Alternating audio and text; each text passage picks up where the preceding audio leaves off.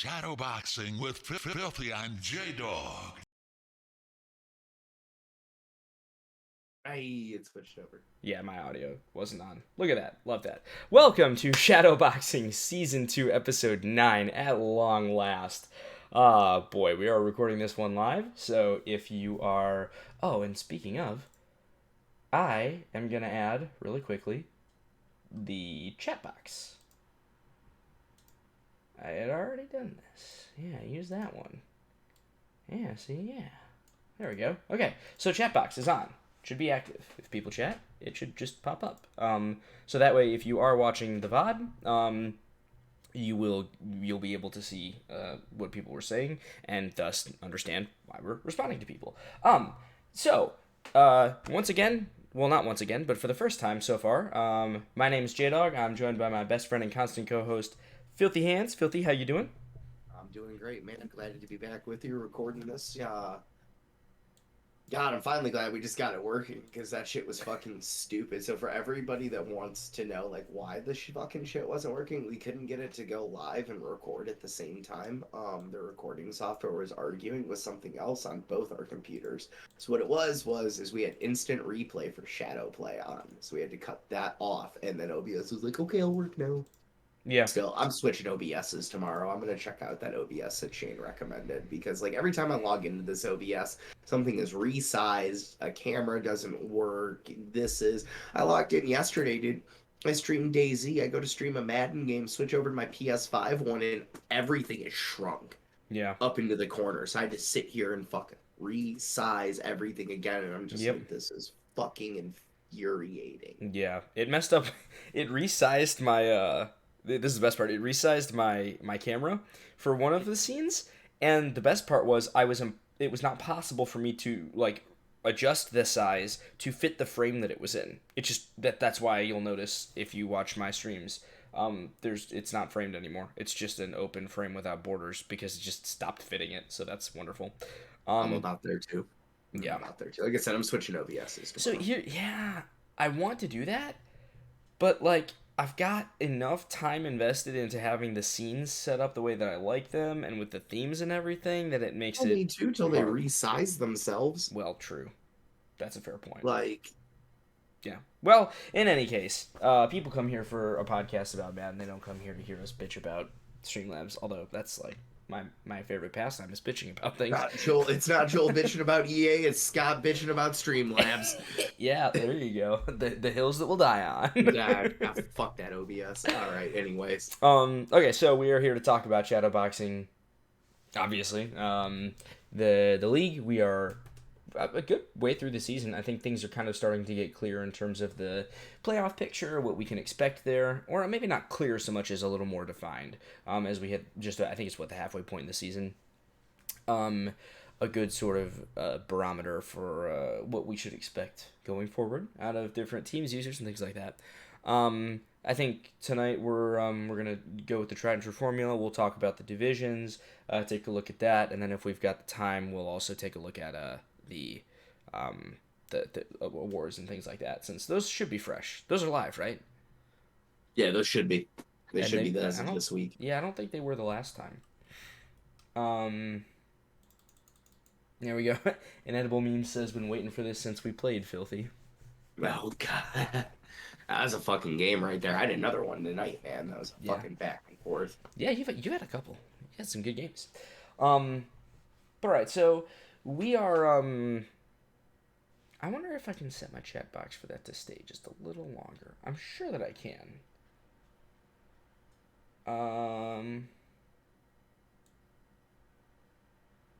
Yeah, I think we can leave it up there for 30 seconds. Okay, so we're going to go through the divisions. We'll talk about it. Feel free to chime in and chat with us if you'd like to in the stream chat. That is it'll actually show up now on the VOD, so everyone will see it. It'll be a good time.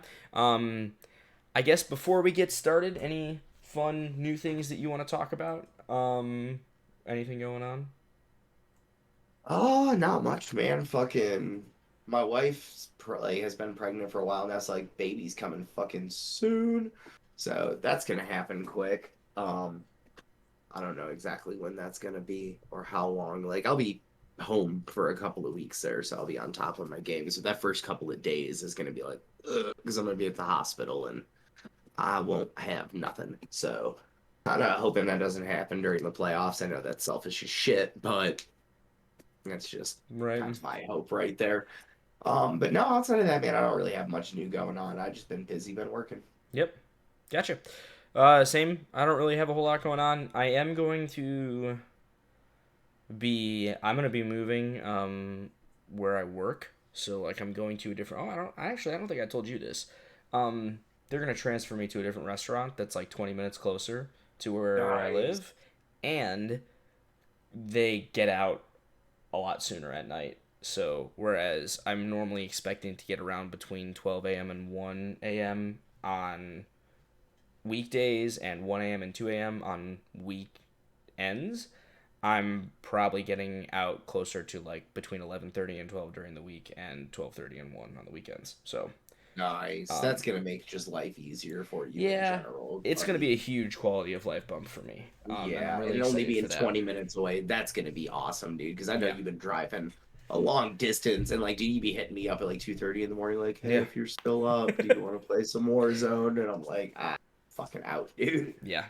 So that'll be good. Other than that, just getting murdered through the holiday season. Looking forward to tomorrow. Gonna hang out with my parents. My sister and brother-in-law and niece are all gonna be in New York for Thanksgiving tomorrow. It's where my brother-in-law grew up. So yeah, that's what we got going on. And in that vein, I hope that everyone watching this has a wonderful and happy Thanksgiving, regardless of what those plans are. So yeah, well, I guess I should say, obviously, you might notice from my camera that I've got a different lighting setup, literally inspired by the last podcast that we recorded at your place, Filthy. I was like, man, that's the reason that his camera looks good, is because the lighting is right on the backside of it too. And so I was like, yeah, I wanted to get something that hit the aesthetic of what my stream is, and of course, it can do whatever else. I can make it whatever color. So yeah, we're excited for that. Meme says I'm Canadian. Thanksgiving was weeks ago. Well, this stream and podcast is recorded with Red American blood. So you know what? Our Thanksgiving, no, not like that. But I'd be interested to know how did that go. Be sure and let us know, man. I hope your Thanksgiving was just as great as everyone else's is going to be tomorrow. At least that's my hope for everyone. So Yeah, all I right, knew that's why I like this guy. He's Canadian. right. That That's it, what it is. it makes sense. This is our new Corey. I'll Right. take it. Nice. All right. Well, let's go ahead and talk about the divisions then. Yeah, let's get into it, brother. AFC North. Ooh, there's only one undefeated team left. We'll talk about them. AFC North. Ooh, man, it's looking pretty solid for you, bud. I'm in a good spot, but now what I'm in the spot in is like the race Yeah. between me and Hive. It's really who's gonna stumble more down that run. I mean, I see you've leaped back up into it at 5-3 from that 0-3 start. I mean, the Browns are pretty much just buried, but I don't. No, we're only in year two, so they don't have that first back yet. So he's really just helping somebody else's draft capital there. But Yeah. Who is he? I mean, no, dude, like we've been on a good run. My defense cannot. This is a I can't stop a kid on a red tricycle year. Like we're not getting the Yeah. sacks. We're not getting the run stops I'm used to. I mean, we're letting up a ton of fucking points. I've given up the most points in the AFC North. The only difference is Joe Burrow is balling the fuck out. God, dude, not to interrupt you, I just checked to see who Cleveland's draft pick went to. Obviously, Houston. And Houston naturally has the fourth overall pick if the season ended right now, and then they'd have the second overall pick with Cleveland. Wow, so They you could mean have like two top top five picks. picks. That is That's insane. insane. That's nuts. But no, I think really at this point in the season, we're kind of halfway through it. You're fighting for a wild card, and me and Hive are kind of just staring at each other like who's gonna blink first. I've got the division lead right now, but I mean I've got some tough games coming up. So if I stumble, I mean it could come down to all sorts of weird tiebreakers. Either way, I think we're both going to the playoffs, and I think you're fighting for that shot, but I think it hurts you a little bit too, depending if I drop down into the well, no, because he'd be in the wild card, so it's still sitting the same. So really, I mean, you're just in the race trying to fucking be the third team out of the AFC North. And Yeah, 100%. And like, again, can't stress enough. This is as good. This is, I mean, it's literally as good a position as I could have hoped to be in, considering that I started 0-3. But I, I don't like. I'm not really concerned with who I play once I get to the playoffs. This is the way this season started, and I think once honestly, you get there, not if you get there. well, sure. Like if I get, well, no, yeah, once I get there, I'm gonna get there, and I don't really care who I play. It's like you never. Like, I think if more coaches and owners were honest, they'd say what I'm gonna say, which is that with the roster being what it is, and especially with the way the season started, making the playoffs, I'll be happy with. Like, I don't need, like, I'm not, we're trying to win a Super Bowl. No, I don't have any aspirations of winning a Super Bowl this year. None whatsoever. I'm going to try. If it happens, then awesome, right? I'm not going to complain about that. But at the same time, I'm not like, oh yeah, I'm going to go take out Jonesy and the undefeated Washington Commanders or some shit like that. No, we're trying to build up. We're getting that playoff experience. We're trying to play a game where it really is all on the line. And I definitely, I think my goal is to win a playoff game. Yeah, I know that's going to be tough because everyone's good in the playoffs, and I know the caliber of player that I'm likely to play. But I also know that I've had good games. You know, I can rise to the level of playing some people. So I definitely that's kind of the way that I'm looking at it. But I am very confident from this surge of that 5-game streak that I will be in the playoffs, and that'll just be a huge boon to a team that's got some young and developing pieces. You know, Malik Willis is only going to get better. Najee Harris is already amazing, but he'll get better. George Pickens is only going to get better. You know, I've got weapons and tools that are going to improve over time. So making the playoffs already would be amazing. Sucks that my draft was pretty god awful and that I wasn't there to do it. But other than that, we simmed the draft, dude. Exactly. Nobody got to do it. Broken. I guess what I should say is it sucks that I wasn't able to put together a better draft board. Not that I don't know if it would have mattered or not.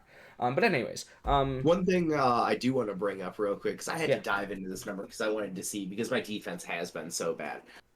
5 out of my 8 wins, dude, are by fucking 7 points or less. And are they high scoring games to boot? No, yeah, check this run Shootouts. out, right? So me against the Niners, 45-42 to start the season. Me against Hive week 2, 38-21. Me against you, 38-21. I lost to Hive 38-14. I beat the Texans 38-0. Beat the Cardinals 35-31. Beat the Colts 35-21. Beat the Rams, inedible memes. This was a game, dude. Actually, if y'all go back, I'm pretty sure both of us will probably have a VOD for it. That was a back and forth. That was a 41-38 win by me. That was on a last-second field goal. And then tonight, 49-46, back and forth with the Seahawks, dude. Just all fucking games. So, like, I can't stop a kid riding a red tricycle, but god damn it, are we lighting it up. But the only thing that scares me is how long can that remain sustainable for? You know what I mean? As a Packers fan, I'm going to have to ask you to refrain from calling something sustainable or not. It's a little triggering to me right now. Fucking Aaron Rodgers, dumbass. But well, here's the thing: is I have all the weapons in the world. Aaron Rodgers doesn't have all the weapons in the world right now, and I think that's why it's not become sustainable. You know what I mean? Sure. But like, when is that gonna come back and bite me? Because I cannot get these stops right now. Yeah. I don't know. So what do you think? What do you think happens first? You figure it out and start to get stops, or it comes back to bite you? If you had to put if you had to guess. Right now, I'm scared it's going to come back to bite me, and that's why we're going to be lapping a lot of deep. I feel like my offense, I've started to finally get that cemented. I just got to get my defense down. I just got to get it down. And, like, once I can get that part of my game at least back to where it was last year, I think I'm better now offensively than I was last year. Like, I finally have figured this game out and hitting lob passes and touch passes and, like, being able to do that kind of thing. If I can zone in, I can hit these things and I can do it. Right now, the defense is just fucking, I don't know what the hell I'm doing. I'm missing tackles. I'm missing interceptions. I'm not getting the turnovers and the stops I was last year with this Bengals team. Yeah. The only Gotcha. reason I'm winning games, though, is because the offense is night and day better than it was last year for me. Yeah. Well, that's fair. And it's also apparent, like the offense has been really, really good for your team. So we love to see that, of course.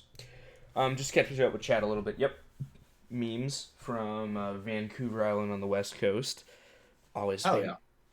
Always, Vancouver, I guess Canada's close in terms of international travel. I don't know what the excuse for not going there has been. I don't know. I might have been. I'm trying to remember, man. I gotta ask my mom or some shit. I think you because were. I went up to visit her. I think I was around that area, dude. Because that's like up by Maine, isn't it? No. Vancouver's on the West Coast. It's like the opposite side. It's on the West Coast. Okay, so no, I was up by like Maine. Never mind. Yeah, I'm pretty sure. I'm almost positive Vancouver is like north of Seattle. I could be way wrong, and memes will let me know if my geography is butchered on that. He's like, Jesus Christ, you uneducated American fuck. Yeah. If I'm wrong, it's gonna confirm every stereotype he has about Americans. And we got could probably move on to the TSR. AFC South, right? Yeah, TSR, perp up. That's why my lights are this fucking color. Perp the fuck up.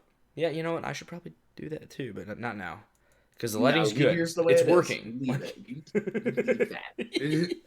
Don't you touch that. Don't touch that, you son bitch. You son bitch. All right. So AFC South. Okay. We got Pop Daddy and the Titans at 6-2. Man, Knowles sitting at 5-3. The Colts. I believe that's Austin sitting at 3-5, and my homie Cap sitting at 1-7. Man, he's gonna have two top 5 picks. A rough year. It doesn't even matter. He's the first one that said it was gonna be a rebuilding thing, and he's gonna have 2 top 5 picks. So like, well, yeah, and he's gonna get some fucking talent, dude. So hopefully that eventually ends up clicking for him. But I mean, biggest turnaround right now is fucking Pop, dude. Pop wasn't even involved in the AFC conversation last year or last season. He was an afterthought. No. He traded me Malik Willis and upgraded. Yeah. We'd get down to the fucking Titans and we'd be like, and Pomps getting it figured out with that Titans squad. They're a tough team. They can be a tough team to play with. Yeah. But it's kind of good to see, man, that he's got it flipped around this quick, sitting at 6-2. 100%. And I want to go check. Carson Wentz has been night and day better for him than Malik Willis. I can't wait to hear what his reaction to this. I hope he listens to this. So Malik Willis, I think he threw like 38 interceptions with him last year. Yeah. Carson Wentz, granted, we're only halfway through the season, but he's on pace to throw 20, which is actually 20 interceptions in a season isn't that bad for a sim league, the way that these things tend to go. In Madden. Exactly. In Madden. Tends to go, that's not terrible. Right. Not terrible at all. Especially if you throw like a good number of touchdowns to offset it. It's kind of okay. I mean, I've thrown 19. Oh, fuck. Maybe Malik is the problem. Because I've thrown 19 halfway through this season, which is literally half of 38. But I still feel like you've had a better time with him than you did with Kenny Pickett by any means. Here's the thing. Of those 19 interceptions, and this is where, God, now Shane's got free real estate in my head. Anytime I say here's the thing, he's always like, what's the thing, J-Dog? What is the thing, J-Dog? So I'm literally, Shane, if you're listening. Hey, there it is, yes! Hey! Oh God! I can't. Here's the thing: of those 19 interceptions, I genuinely think 10 of them came in one game. I know I had one game where oh God, was that a Josh Allen game in my other league? Man, I'd be throwing picks. But yeah, it's definitely I gotta throw less interceptions than I will. But we're not talking about me. We're talking about Pomp, and Carson Wentz is working out for him. 14 touchdowns to 10 interceptions. That's a lot. Those are both much better. Last year with Willis, I think it was 11 touchdowns to 38 picks. He already has more touchdowns halfway through the season, and is on pace to throw almost half as many picks. So that might be part of it for sure. And it's funny because when I was talking to him and we were in conversations about trading for Malik Willis, what he told me was he's like, he wasn't anticipating having like this amazing defense or anything or amazing offense. That's what he wanted though, was a defense. He said, I want to build this really good, strong defense that's going to just shut people down. And whatever he's done, it's working. That's for sure. Oh, you bastard. gifting subs up in the chat. Thank you, sir. Appreciate you. Jay, we got Doink, Bloom, Made, Memes, and KS. Be sure and thank your Lord and Savior Filthy Hand 74. But yeah, he's definitely just taken over the division. He's doing it in, let's see, what's the split that he's got right now? Listen, I know he's come around and he's leading the division right now, but now I'm starting to feel like you're disrespecting Noel a little bit. He's only a game behind him at 5-3, and this man controlled that division last year. Okay, and I'll get to Noel.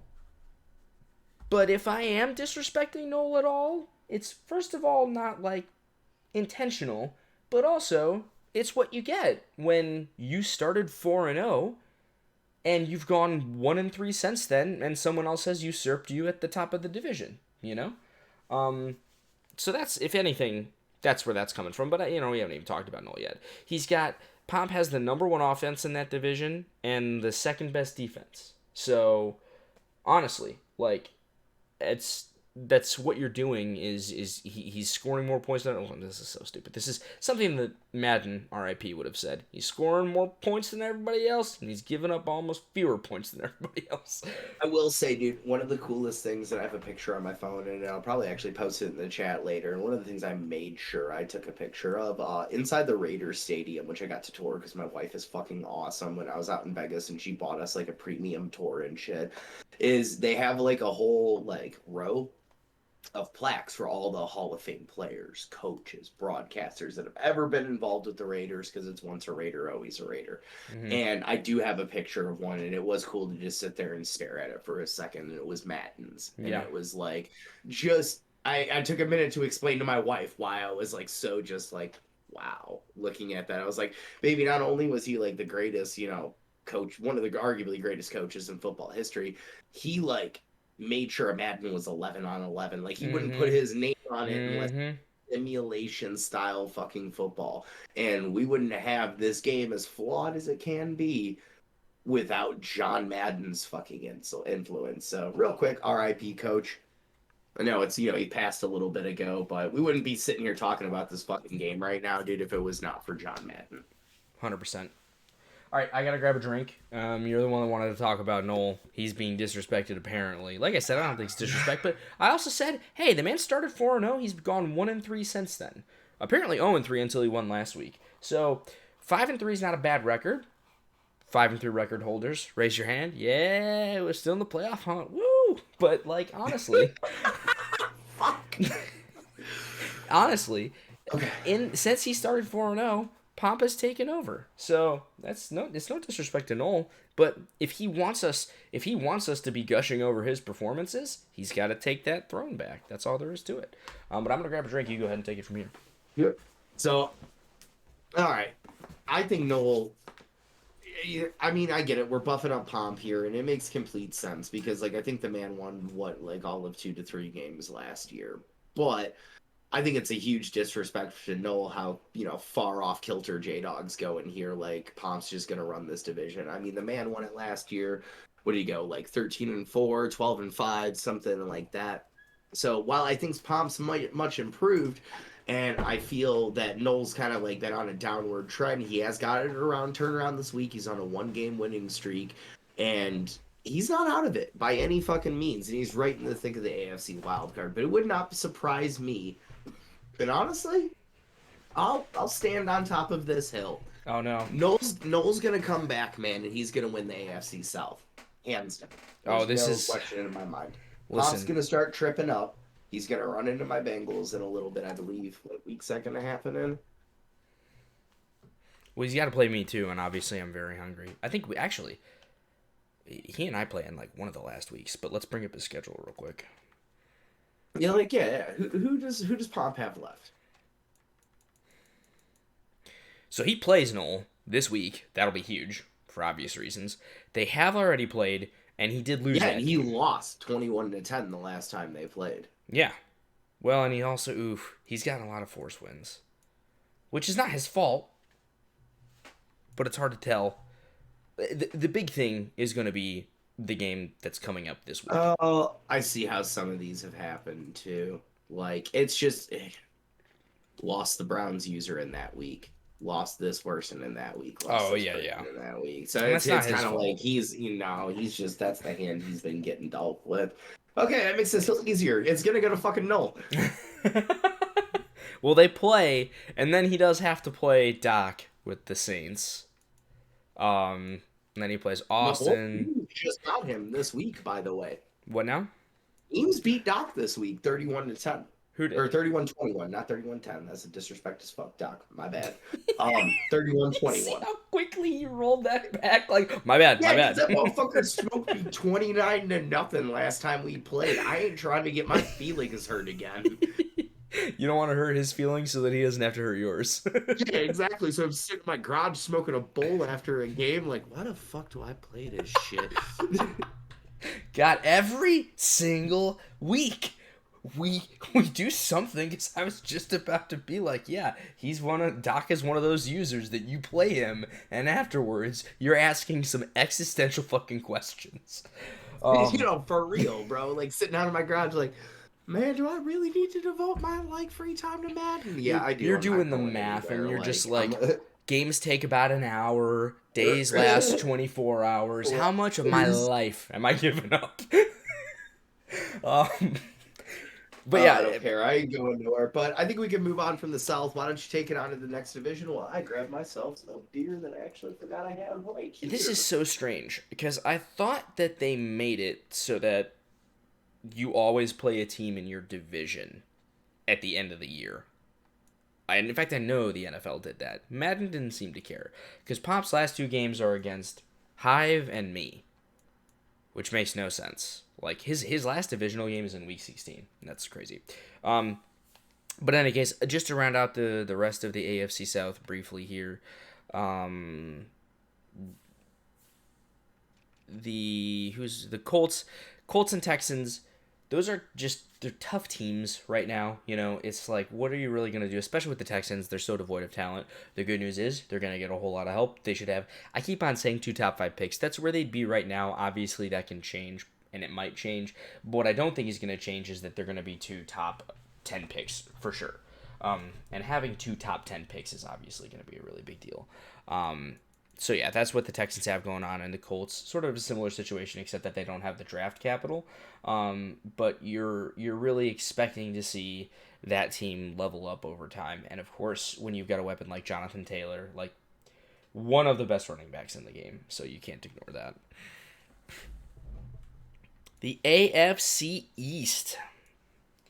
I know for a fact that Shane has been waiting for this. And he probably likes it because it comes like in the first half of the episode, so you can kind of tune the rest out if he wants to. Yeah, exactly. Doc, calling us wild is both accurate and also not novel because we've been called some shit like that for years. But yeah, so the AFC East is looking absolutely like this is going to be Shane's division. Right? Like he's 6-2, he's coming out strong. He's got his quarterback.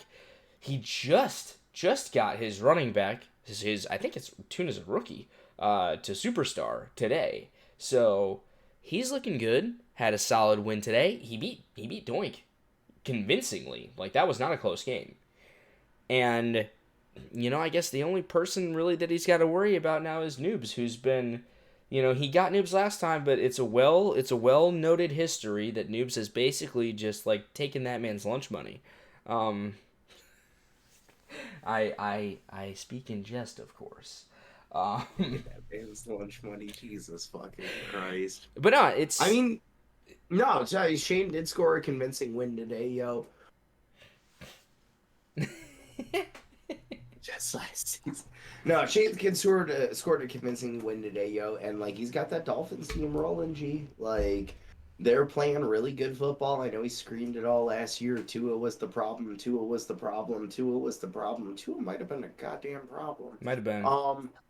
So I'm not ready to count Doink out quite yet, though, man. Yeah. I mean, I know he's sitting at 5-4. He's not playing the best football in the world. But I also don't see him not turning it around, if that makes sense. Like, I think Shane's got 2 games up on him, but I still think this is going to be a race to the finish, dude. Yeah. It I could just be. I can't. The games I've played against Doink, man, I cannot count that man out in any situation, even when he's down. He ain't done yet, man. Yeah. He ain't done yet. And neither is Noobs, dude. I've seen Noobs win Super Bowls and shit, bro. I've seen Noobs go on runs. So Noobs ain't out of it either. Arachnosapien, dude, that fucking Patriots team is so god awful. Like, The only place that Mac Jones is actually good is if you get like a one of one rookie auto card from him if you're ripping like 2021 NFL Panini cards. That's it. And even that I don't understand because I don't think he's that good in real life, so his cards shouldn't be worth that much money. But I'll like, never forget, dude, when the Bears were on the clock. They were both there, and I was yep, driving home from work, and out loud I was saying, "Please take Fields, don't take Jones. Please take Fields, don't take Jones. Please take Fields, don't take Jones. Please take Fields, don't take Jones." The Bears select Justin Fields. I think I screamed yes like 50 times. It hasn't been the brightest, it hasn't been the greatest, man, but I hold more hope for him and yeah, his abilities and his like ceiling than what Mac is long right. run. Well, and like here's so as much as I shit on Justin Fields last week on this very podcast, I definitely think that Fields has more to work with. Like he frankly has more tools than Mhm. Mac Jones does. And I don't see Mac Jones being that much better in the pocket. Like the gap between Jones and Fields in the pocket isn't as large as the gap between Fields and Jones when it Jones and requires their any athletic amount of ability. athletic Yes. ability or mobility, right? So that's where I think that Fields is the better quarterback. But bringing it back to the AFC East, Shane's got his guy. He got his quarterback. His running back's doing well. Doink is just, that's a tough loss. Maybe he learns from it. I don't have they. Is that the second time they've played? I'm We'll not go to sure. the If schedule and they I'll play find out. again, that is going to be like by default, basically the game of the week. Oh, if they play again, they should They make sure do. that we're off work so I Oh can shit! They fucking. play again, literally in the next game that they'll both play. That's annoying. So there's a bye week. Well, okay, so maybe not for both of them, but for Doink, No, he's because got a Shane's bye got week. Bloom, Oof, that's rough. which that'll be a God, fucking what a game to terrible watch. 3 game stretch. You got Doink, Bloom, Doink, bloom, Doink. doink. Like, okay, I'll just go ahead and me, obviously not Shane because he caught a W, but I'd be like, all right, I'll just take my 3 L's and move on with my life. But hopefully, not even hopefully, he should have some confidence going into going into both I would. Bloom and, of course, playing Doink again. I always say it's harder for the team that's leading, like that wins the first game, to win the second one. And there was that stat or whatever that teams that play in the playoffs that played twice in the regular season, the team Hard to that beat a lost, team 3 times. yeah, you can't. It's well, not you can't, but it's just very hard. And part of that is because you can't adjust, right? If you're the winning team, you're not gonna adjust. Like you wouldn't do that. Um, yeah, Bloom and you are always a good game. Doink is still too much of an unknown. It's funny to be calling Doink an unknown like at this point when last year he was running away with the division. But things have changed. To your point, Tua apparently was the problem, as Shane was talking about, and so yeah, we'll see. Of course, I'm expecting him to rally. In terms of just talking about Doink, he took his losses are to Jonesy, to Hive, to Coop Elite, so I don't know as much about Coop. And then of course to Shane. So those are tough users for the most part. Like I said, I don't know I as get much what he's about saying. Coop. He's saying unknown Oh for yeah, yeah, him. He exactly. hasn't played Yeah, him enough to like exactly. yeah, and Whereas then the like only Bloom and Shane go fucking back, yeah, okay, way I back. get I Those get it dudes have now. had In the some. comparison That's is like like that I could say the same thing for playing Doink versus if I was playing like a hard hitter or someone like that, right, someone that I've spent like years yeah, having battles with. Like I right, know this beast, I know what I'm getting into. yeah, exactly. So it'll be interesting to see how that pans out and geez, that is looking like a really volatile division. Like, cause yeah, to your point, like Noobs isn't out of it, Doink isn't out of it, Shane's leading right now, but there's anything could happen, and none of it would surprise me. And then for Iraq, it's it's tough with that, like you said, with that Patriots team. They don't have a lot going for them. All right, you want to move on to the AFC West? Yep, let's move on to the AFC West. Okay. This one's a battle too. Man, dude, 6-2 Broncos team. This is the Broncos team that the NFL wanted, that the Broncos wanted when they traded for Russell Looking Wilson. back, thank God I did not get Bears country. Let's ride. Because I wanted that so fucking bad, and they offered a lot to the Seahawks, and they were like, no. And I was like, okay. And they drafted Justin Fields, and I moved on with my life. And then I saw the Broncos trade for him, and I was like, man, all-pro quarterback, won Super Bowls. Right. That'd be nice. And then since then, it is just fucking just gone way downhill. He has imploded. Absolutely. Hive points out Dark is back from vacation tonight, so the Raiders stock should be rising. The question is it too late? Probably not. But, and again, Darkness. Sorry. Charlie Murphy. Darkness. God, I miss old Chappelle. I mean, Chappelle in general. Right, Just amazing. Okay, I'm not going to get off on a tangent on how much I love Dave Chappelle, the comedian. That's a tangent for sure.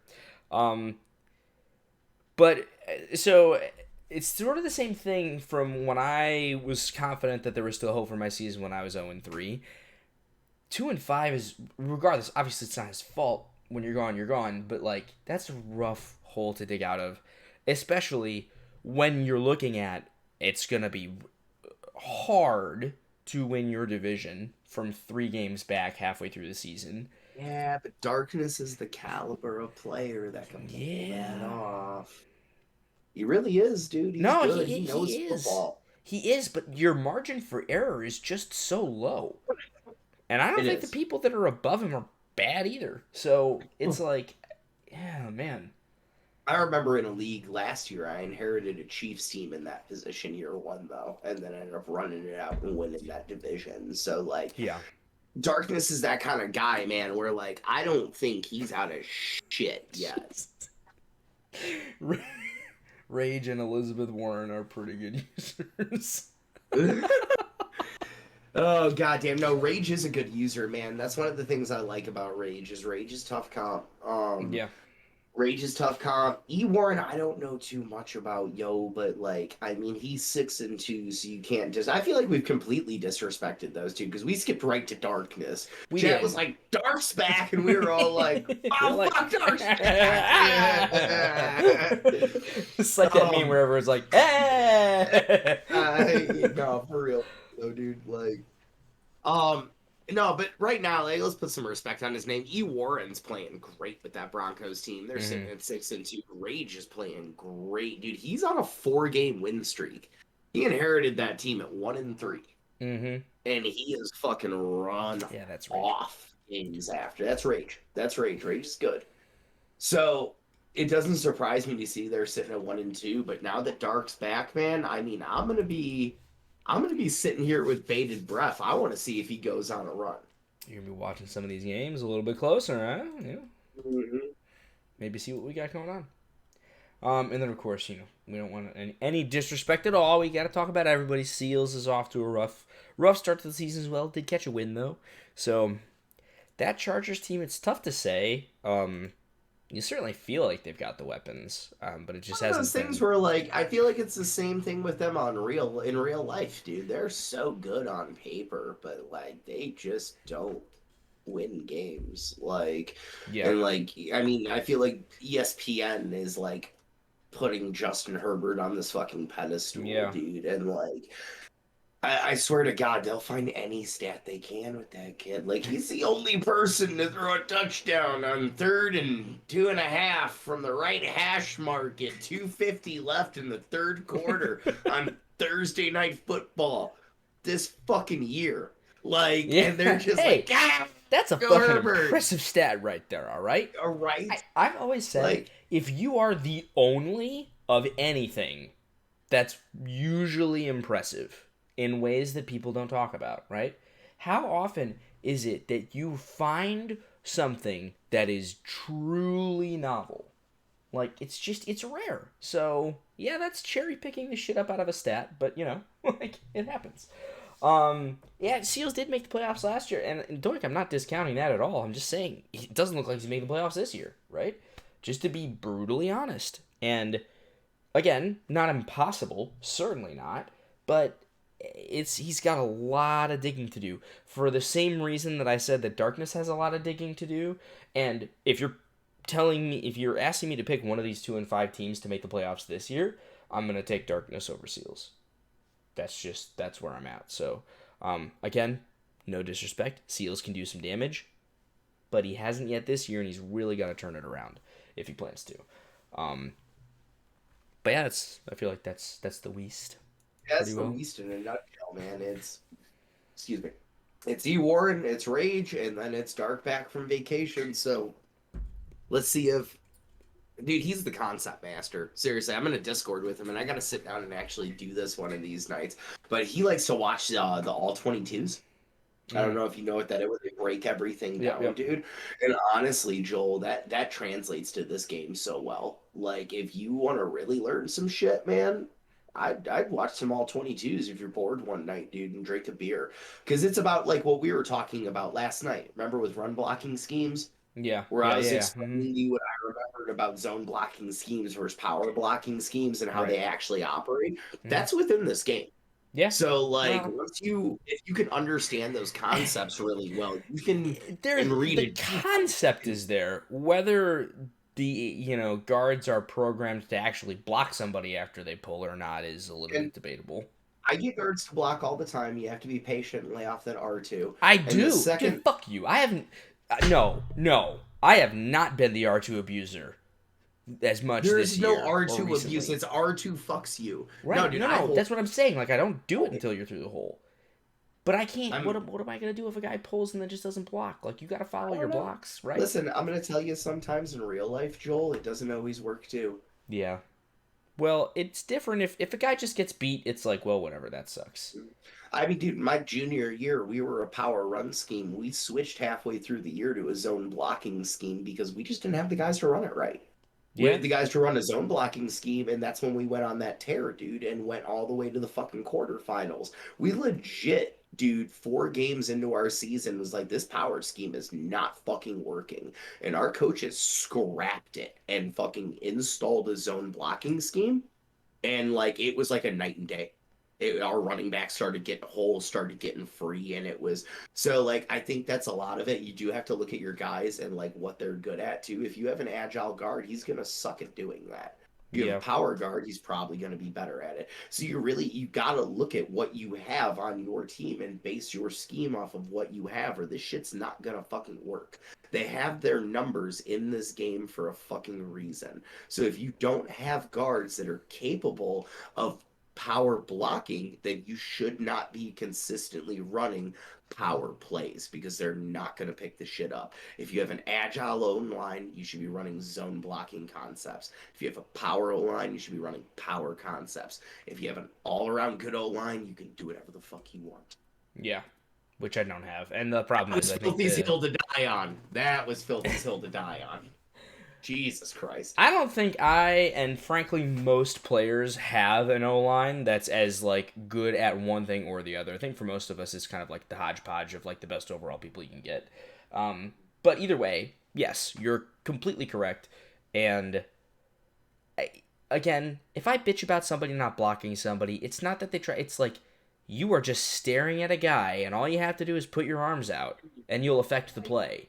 And they just don't do that. That's what I'm talking about. And I get what you're saying. And in real life, somebody's going to at least try to put their arms out. They're probably going to run right through their arms because this doesn't block anybody in the fucking NFL. Right. But I understand your point, but I think it's from a coding aspect. Like, I bet you if you check those guys, they're probably both agile guards or they're low-level power blockers, and that's why they're not. Yeah. Getting that consistently. That could be, man. Maybe that's why I should just change what I'm running. I'll have to actually look at that. Maybe. I've changed up a lot since the beginning. I'd be a little upsetty spaghetti if not. But regardless, back to Dark. That's why we think that he's got a good chance of coming back. He's gonna break things down. He knows what's going on. Dak, why? Doink, why Actually, would the you Cards you are don't, doing well. We'll get to them in a little bit. we but are gonna your talk about team the got Cards. your team got taken over by a pretty good user.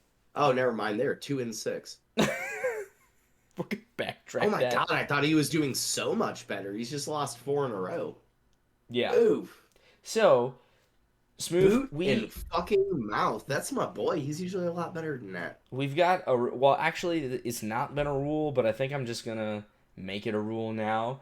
And that rule is don't feed the doc. Okay.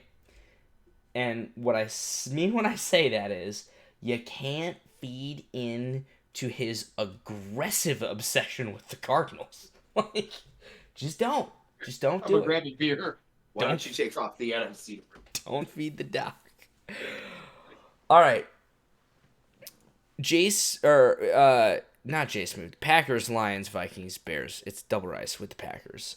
That's the NFC North in that order. Lions over Vikings is probably the most surprising part of that if you compare it to and also that the Packers are, and that the Vikings are 2-7. I guess this isn't like real life at all. This is closer to what, like, I don't know, a couple years ago would have been, I suppose. But either way, the Packers are Rice has got the Packers doing things in this game that they aren't capable of doing in real life. The rest of it has been kind of like a hodgepodge of having users, not having users. The Bears and Vikings specifically have been really rough. The new Vikings user is one of Rice's friends though, so I feel like hopefully we're gonna get somebody who stays there. Right, and I truly believe we will. Yeah. And then we've got Lando with the Lions, who's like putting up a fight in there in the middle. But everyone's just looking up to Rice with the Packers. Hey, Doc, yes, I know that Doink brought it up. That's why I'm saying don't feed the Doc, right? You didn't bring it up this time. Other people bringing it up is not helping. That's because it is something I feel that will never die in TSR. It's perp up, and what about those fucking Cardinals? Yeah, that's fair. It does definitely feel like this is Roger's last ride. Who knows? Well, maybe. I guess anymore, given the way the game runs, like, it'll probably... I mean, he's as likely to retire as not in any of these seasons, right? Well, and that's my thing is, so in my offline, right, after the first year, he retired. Right. But he didn't do it in here. But then in other leagues, I've seen him stay, I've seen him go, Yep. I've seen him stay, I've seen him go. It's kind of like Brady. I really do think, though, after this season in TS, I think Rodgers will be gone. And, ooh, boy, man, he's going to have a fucking hole to fill there. And quarterback is not the easiest thing to replace in Madden, dude. You should just ask Shane for notes, I guess. Well... I mean, it worked out in Miami. He has nobody. Well, I guess, so never mind. He's got nobody. It's more of a rolling into next year. Like, if he retires, you have a high, Aaron Rodgers only has 89 throw power. That does not feel right to me. 89 serviceable in Madden. That's about what it is, but it should be higher. Obviously, his accuracies are. He's got a rookie quarterback, Josh Keane, who's going to be 24 next year. Ugh. If 93 throw power, that's all well and good. His accuracies are low to high 70s, so they're not atrocious. But the level... Super Bowl. Wow. I'll see you in the playoffs. Oh, shit. Them's fighting words.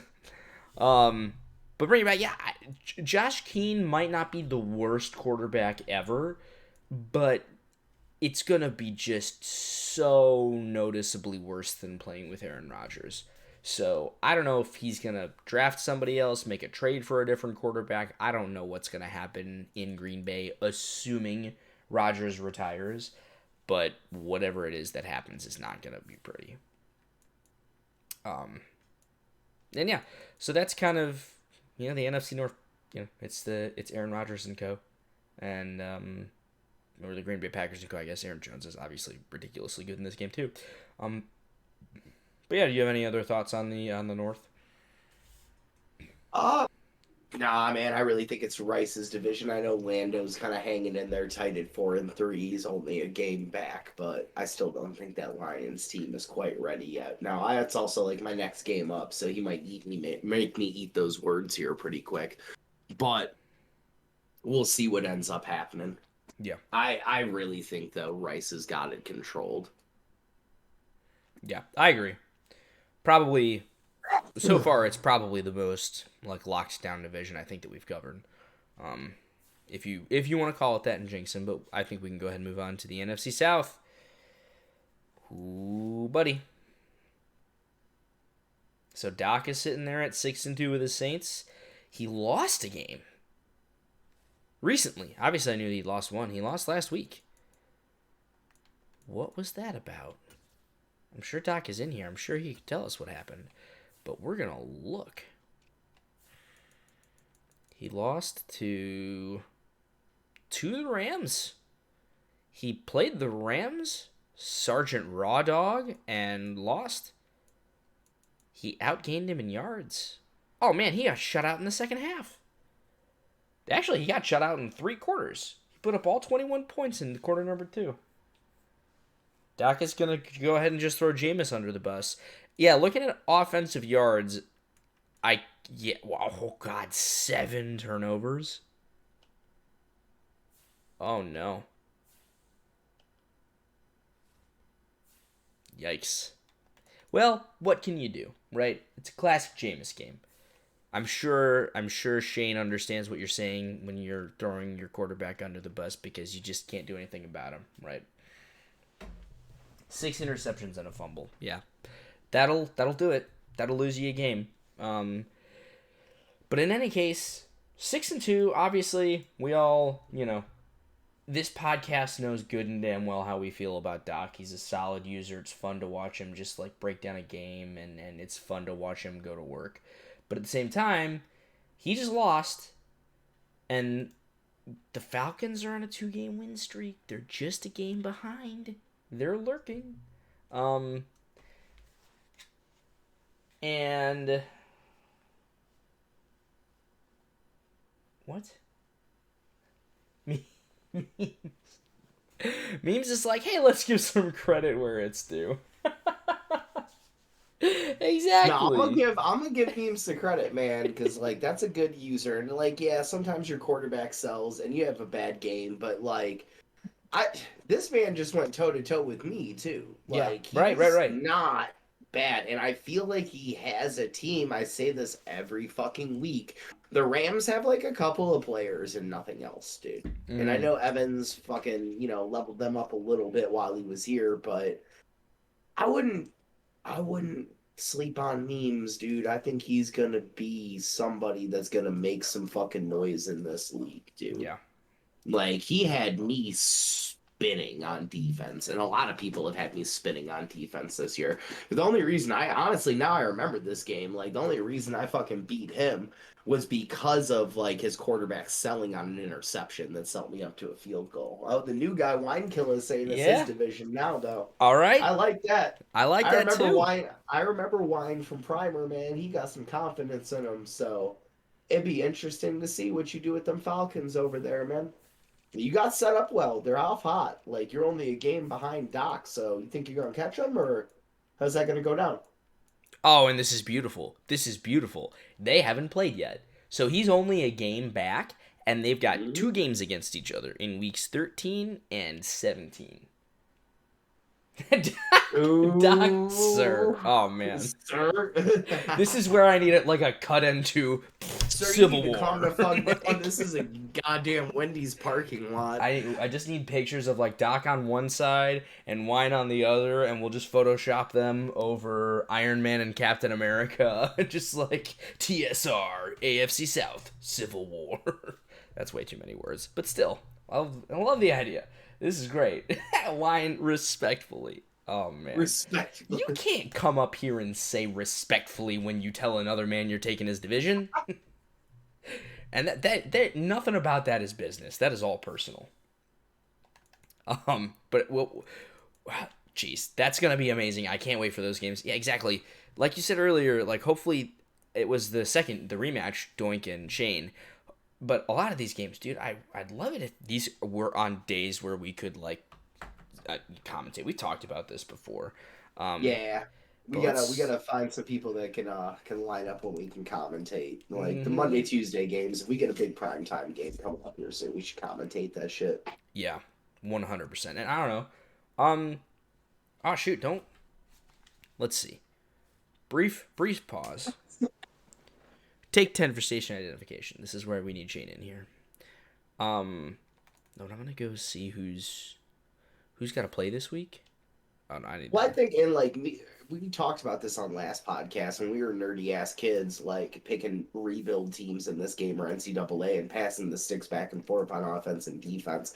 We played the game so much that we knew the commentary word for word. Like I could say the next line before they say it because like Yeah. I just fucking knew what the fuck it was. Right. So we would turn it off and just commentate our own games back and forth. So me and this motherfucker have done color commentating and play by play and like have done that kind of shit. So Right. it'd be really fun though to do it for a game that wasn't ours and like a game we were just watching. You know what I mean? I think we should try and get with Noel, because Noel and Pomp play each other. We I should think try that'd to be a like fun game. coordinate with those guys Should and see. see if we could do play by play. Maybe, who knows? Maybe they're gonna play tomorrow after family festivities and such. But we'll see. That's all. That's a lot. But yeah, commentary games are awesome. I love doing them. I think it'd be a ton of fun. So we'll see if we can make that happen. But otherwise, going back to the AFC or the NFC South. I'm sorry. So obviously a lot of talk about Wine and Doc as there should be because they're sitting up at the top. Panthers is a CPU team right now, and I honestly, ashamedly don't know. Are the Bucks? I don't think we have. A Bucks No, user, we need right? we need a Panthers user and a Bucks user, unfortunately. But I've been kind of taking some time just to breathe. But I'm gonna be back on the recruiting trail tomorrow. I'm gonna be kicking some tires and figuring some shit out. Yeah, and we always say everybody's got friends. So, yeah, okay. So I think that kind of sums up the NFC South. Then move on to the NFC East. Man, this division. It's just two titans at the top, just dumpstering everybody at the bottom. Like it's 7-0 and 7-1. Bloom and Jonesy. Who let these guys be in the same division? Like, just incredible stuff. I don't. Obviously, it'll be the same thing every week until somebody beats Jonesy. Gonna be talking about Jonesy. Like that's the NFC East right now. He's 7-0. Statistically, he's just a little bit better than Bloom, who's also doing really well and is 7-1. And Bloom's only loss is that to Jonesy, or have they not played yet? Let me see.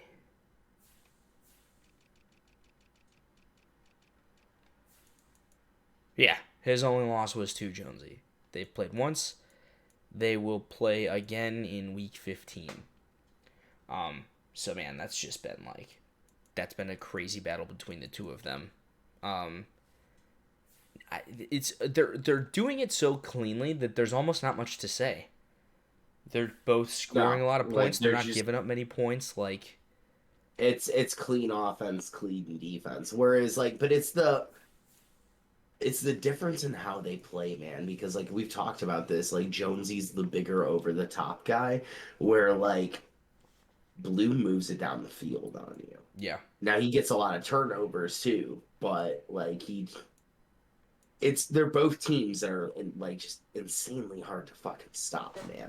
yeah, Like with their styles of play. 100%. And then we've got Colt 45 and Smiles with the Eagles and Giants. Down towards the bottom. That's Smiles, right? Or is Smiles in my other league? I'm pretty sure that's Smiles in this one. But yeah, so NFC East is going to be a brutal battle between these two for the number one seed. Of course, you're sort of expecting that to be Jonesy, just given the way that things have started, as well as the head-to-head. But it'll be interesting to see. I guess now at this point, what we're looking for is like who's gonna beat him. Is anybody gonna beat him? Is he gonna go undefeated? Like, it's. My guess is. What's your prediction? You think he just wins out, or you think somebody beats him? I'm not gonna fucking bet against a man who's undefeated. Yeah, but it just never happens, though, right? Like, he's got to slip up against somebody, right? What's his schedule look like? Coming up, so he plays Noobs, Smiles, and then he's got Memes. Oh man, Memes, if you're still here, this is your calling. You beat Doc. You took it to Filthy. This is your game. Circle it on your calendar right now. Week 11. You host Jonesy and the Commanders. This is all you, bud. This is all you. God, dude, Jonesy is such a tough game. He is. He is. Like, He's undefeated for a reason. I've beat him, but I've lost to him twice too. So it's like I know I can do it, but it's limiting the big plays. It's stopping the RPO. You have to play sound football to beat Jonesy. That's the thing. So as long as I play sound, I think I can do it. If I come out, he gets me off game plan. I can't stop the RPOs. I can't stop the stuff over the top. I'm gonna have a bad fucking day. So I really, honestly, at this point, with how my season has been going, I think that comes more down to Jonesy's offense than my team. Yeah. Week 18. Week 18. It's Jonesy versus Doc. Like, the only part, like, not that it's a shame, but sort of the shame in that is that it's not going to be likely for a playoff spot. I'm sure both of those teams are going to make the playoffs, although who knows. Wine is talking about taking over the division, and there can only be so many. Well, although, even if they don't win their divisions, you'd think both of them will get the wild card spots. But regardless, there's a lot of season to play. No matter what, you'd think that's going to be an impactful game, even if it's just in terms of seeding. But that's going to be one to watch for sure. I don't know. I don't think he'll win out. I just think it's hard to do. I think, when you're undefeated, you're getting every team. This gets said anytime there is like a defending champion or an undefeated team or whatever. But you truly are getting everybody's best. Like, people they show up to that game in a way that they don't show up to other games. So, we'll see. But yeah, I can't see him going undefeated. I do still see him winning the division, though. Even though I realize that losing even one game would right now tie him with Bloom, I don't think Bloom wins out either. And they play each other, and Jonesy won the first game fairly convincingly. Can Bloom make the required adjustments to win? Who knows? But that's where I'm thinking about that. And then the Eagles and the Giants. Not a whole lot to say. 3-6 and 1-6 respectively. Tough starts to the season. The Eagles especially have a really good young core, so we always talk about, like, what can you do? And honestly, the Giants do as well. What can you do with this team that's, like, struggling right now? What are the prospects looking forward? I do think that both the Eagles and the Giants have brighter futures than they have presents, if that makes any sense. But yeah, I think they'll be better down the road than they are right now. You got anything else for the East? Nah, man. I mean, that's a division between fucking Bloom and Jonesy, man. And like, I just can't bet against Jonesy if he's 7-0. Yeah, hard to do. All right, the NFC West. This one's looking like a battle too. Memes is coming back, man. I don't think the Rams were second in that division the last time that we were talking about this. Maybe they were. I don't know. But either way, Lance with the Seahawks is 6-4. Or 6-3, I'm sorry. 331 points scored. That's a lot of points. And it does lead the NFL. So, I'm just saying. Bloom King says bulletin board. Yeah. All right. If you go ahead and use this content as your motivation if you need to. Why do I keep having to give him that's personal moments? Right. So that he took that personally. Um, but yeah, so Lance has the number one offense in the NFL. You're right behind him. No, But I like, was just talking to him about this because our game we just had, both our quarterbacks basically threw for perfect games. Like I was 158.3. Burrow went for 18 of 22 for 406 touchdowns. He went like a little, I think it was 23 for 30 for 399 and four touchdowns. So like it was just a fucking shit show slugfest back and forth. And I was looking at it, he brought it up. He's like, damn man, both our quarterbacks almost scored perfect games. That's fucking insane. And I was like, dude, not only is that insane, I just realized me and you are leading the leading TSR right now in like points scored. So like I Yeah. should have probably guessed that was gonna be a goddamn shootout when I loaded it up. I didn't look at the stats. I just saw a 6-2 record and was like, well, time to go to battle. yeah, what a game. Dude, DK hurt me. DK hurt me just as much as Jamar hurt him. Yeah. I watched some of that game. I wasn't able to watch all of it. Like just for that. Hey, I appreciate you. I know it's past your bedtime, homie. It's good to see you in here chilling with us, dude. Yeah, I agree. Good to see you, Bloom. He stayed up late just to get motivated, I guess, right? Hey, it's there for you, wake man. up tomorrow like I guess Filthy and J Dog. I guess we did make it sound like the NFC East was a little more decided than it is. It's just a half a game lead right now, so lot of room for that to change.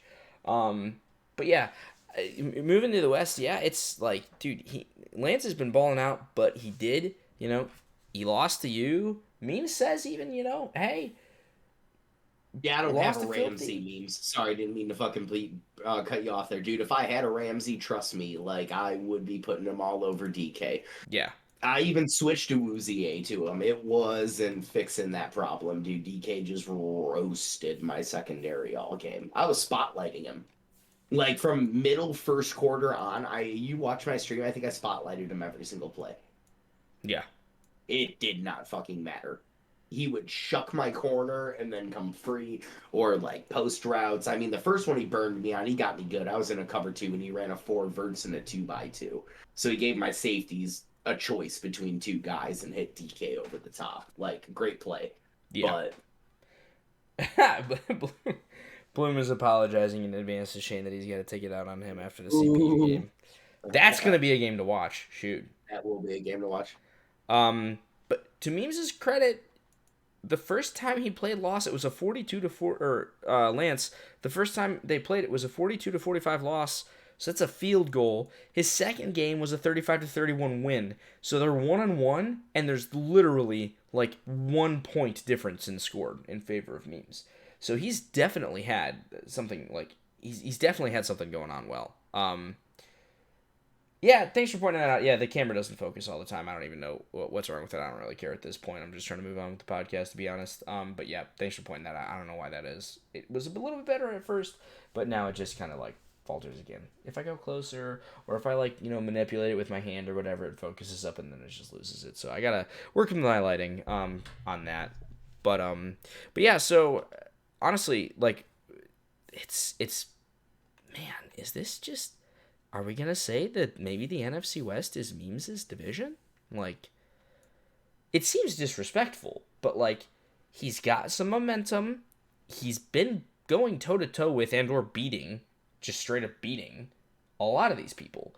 And Lance is, like, he's done really well. Well, I guess I shouldn't just... Lance has done well enough for me to not say it's not his division, right? I guess what I should say is that it looks like it's going to be an awesome battle down the stretch between both of these guys.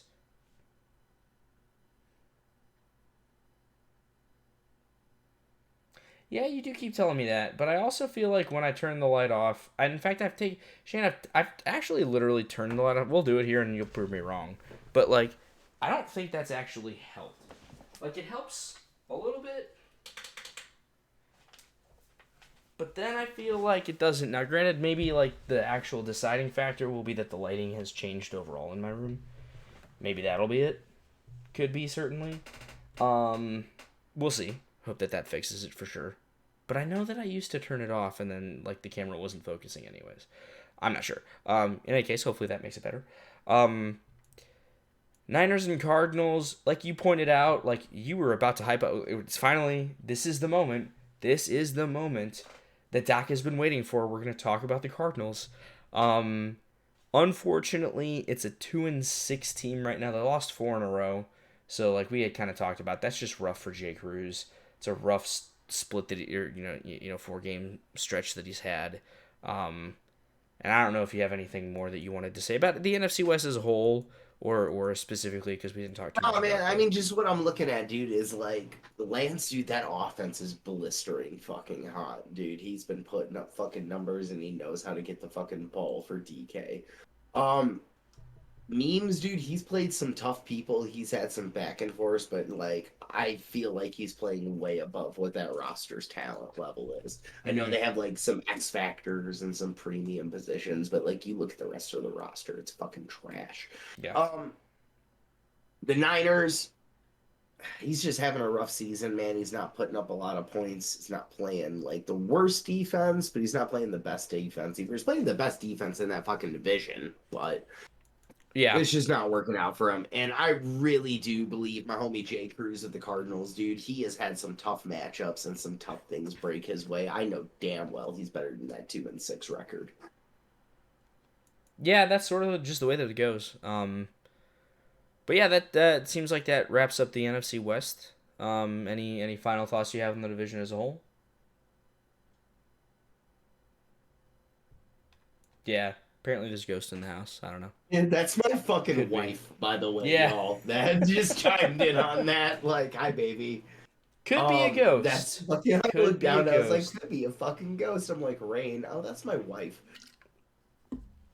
But yeah, NFC West. Any final thoughts before we move on? No, dude. Final thoughts.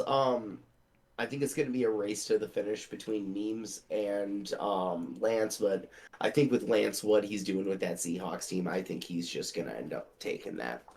Yeah. I think he'll pull away in the end. Yeah. Yeah, like Bloom says, definitely not a 2-6. Not a 2-6 user. 100%. Alrighty, what do you think? We could run through awards real quick since those should be fresh, right? I think we can run through them real quick. I'm going to grab a drink, and then we will fucking scroll through those real fast. Sounds good. Actually, yeah, I'm gonna grab a drink too. We don't normally do this together. We don't normally do this together, but we're going to right now. Be right back.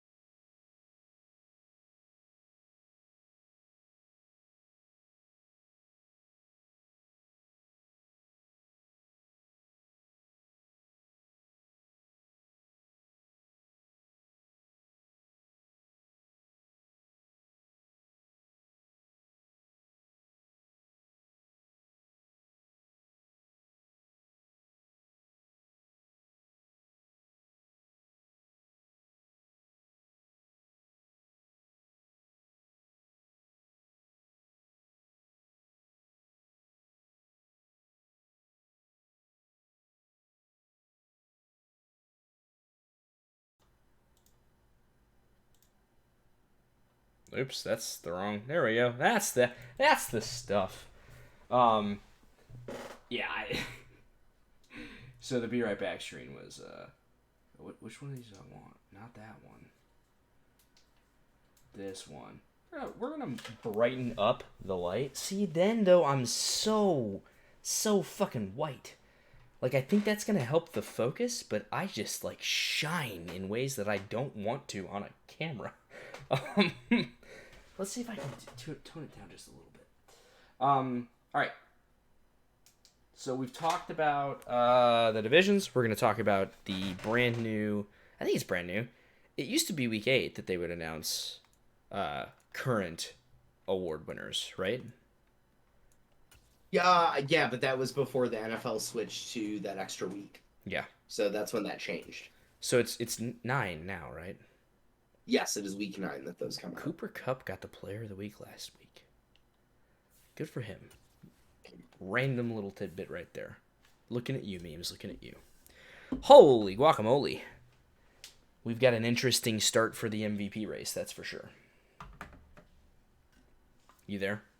Yeah, no, I'm here. I'm sorry. I was just looking at it myself, like, damn. Tune, with the performance that got him his upgrade, is currently the front runner for MVP. A running back, go figure. Followed by Lamar Jackson, and DK Metcalf is currently third in MVP voting. I don't think I've ever seen a wide receiver be that high up. Dude, not even just that. Look who's right behind him. We got 3 Seahawks in a row there. Oh, shit, yeah. Damn. 3 Seahawks in a row for MVP. Man. We just got done talking about how it's a tough race in the NFC West and everything, and Lance is like, motherfuckers, I've got 3 MVP candidates in the top 5. Like, I don't know what you're talking about. But you love to see a wide receiver up in there. It's always running backs and then the odd quarterback or two, but you love to see the wide receivers. We got 2 quarterbacks in the top 5. One of them's a rookie, man. Well, yeah, but I guess what I'm saying... Whitman. I might have misspoken. I will say Ryan Whitman is doing well, and so respectively, you'd think that John Toon and Ryan Whitman would be numbers, like the number 1 rookie of the year candidates in both. Yeah, honestly, yeah, I'm pretty sure the light helped. I hate it. I hate it being silver. I feel like it's too bright. Oh, let's fuck around some more. Let's see if I can turn that sign on now, and it'll be fine. Well, you talk about I guess there's not a whole lot to say about the rest of the playoff race, the MVP.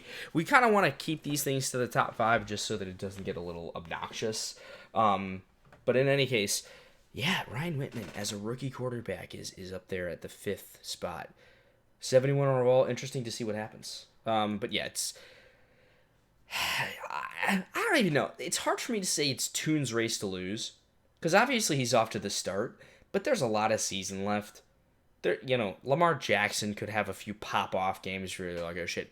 DK Metcalf, I mean, if he keeps on feeding DK, then it's going to be a problem for everybody else. So there's a lot. I guess it is fair to say it's Toon's race to lose, but there's a lot that can happen before the end of the season. Yeah, there's a lot that could turn around. Doink, this is Cade. Cade Cunningham. I know you can't really see through the back of the shirt, but yep. Got me a Pistons Cunningham jersey. Fucking love that kid. He's a baller. God. Once that team gets their shit together with Cunningham and Ivy and shit. Who's the other guy? I can't remember the center / power forward that they drafted. I need to play 2K. That's what I need to do. It's on sale right now. Duren, that's the guy. It's on sale? I was thinking about picking it up too, solely because it's on sale. Like, I'm not even the biggest basketball guy, dude. I'm a Bulls fan. So, like, as a kid, we had Michael Jordan. It was fucking awesome. I remember seeing games on all the time back then. And then we went through some shit. And then we got Derrick Rose, and then his knees went out. And it was just, like, it's been hard to, like, keep consistent. Because I remember as a kid, like, them just winning all that time. And I'm just not the biggest basketball guy. I'm a baseball and football guy. Right. As you should. I like that. That's my third sport. Like, it goes football, baseball, basketball. But, like... Yeah, I'm not a huge basketball fan, but it's fun to get behind the new kids. And I will say I can latch on to players in the NBA way easier than I can latch on to, I feel, single players in the NFL. Like, obviously, I love Justin Fields. Like, I'm like, oh, Justin Fields, that's the guy. Like, it's awesome. But, like, I've really, really, really, really have enjoyed just watching Steph Curry, dude, over the years. And I actually go back to watching him play in the NCAA tournament at Davidson versus your Wisconsin Badgers. We were sitting at a B-dubs, dude, with our fucking parents. And Yeah, and fucking your Steph fucking Curry mom was just rooting against my Badgers. Why? Because she got fucking Davidson in her in a in her random work. poll. Yeah, in a Yeah. random poll in her works fucking league.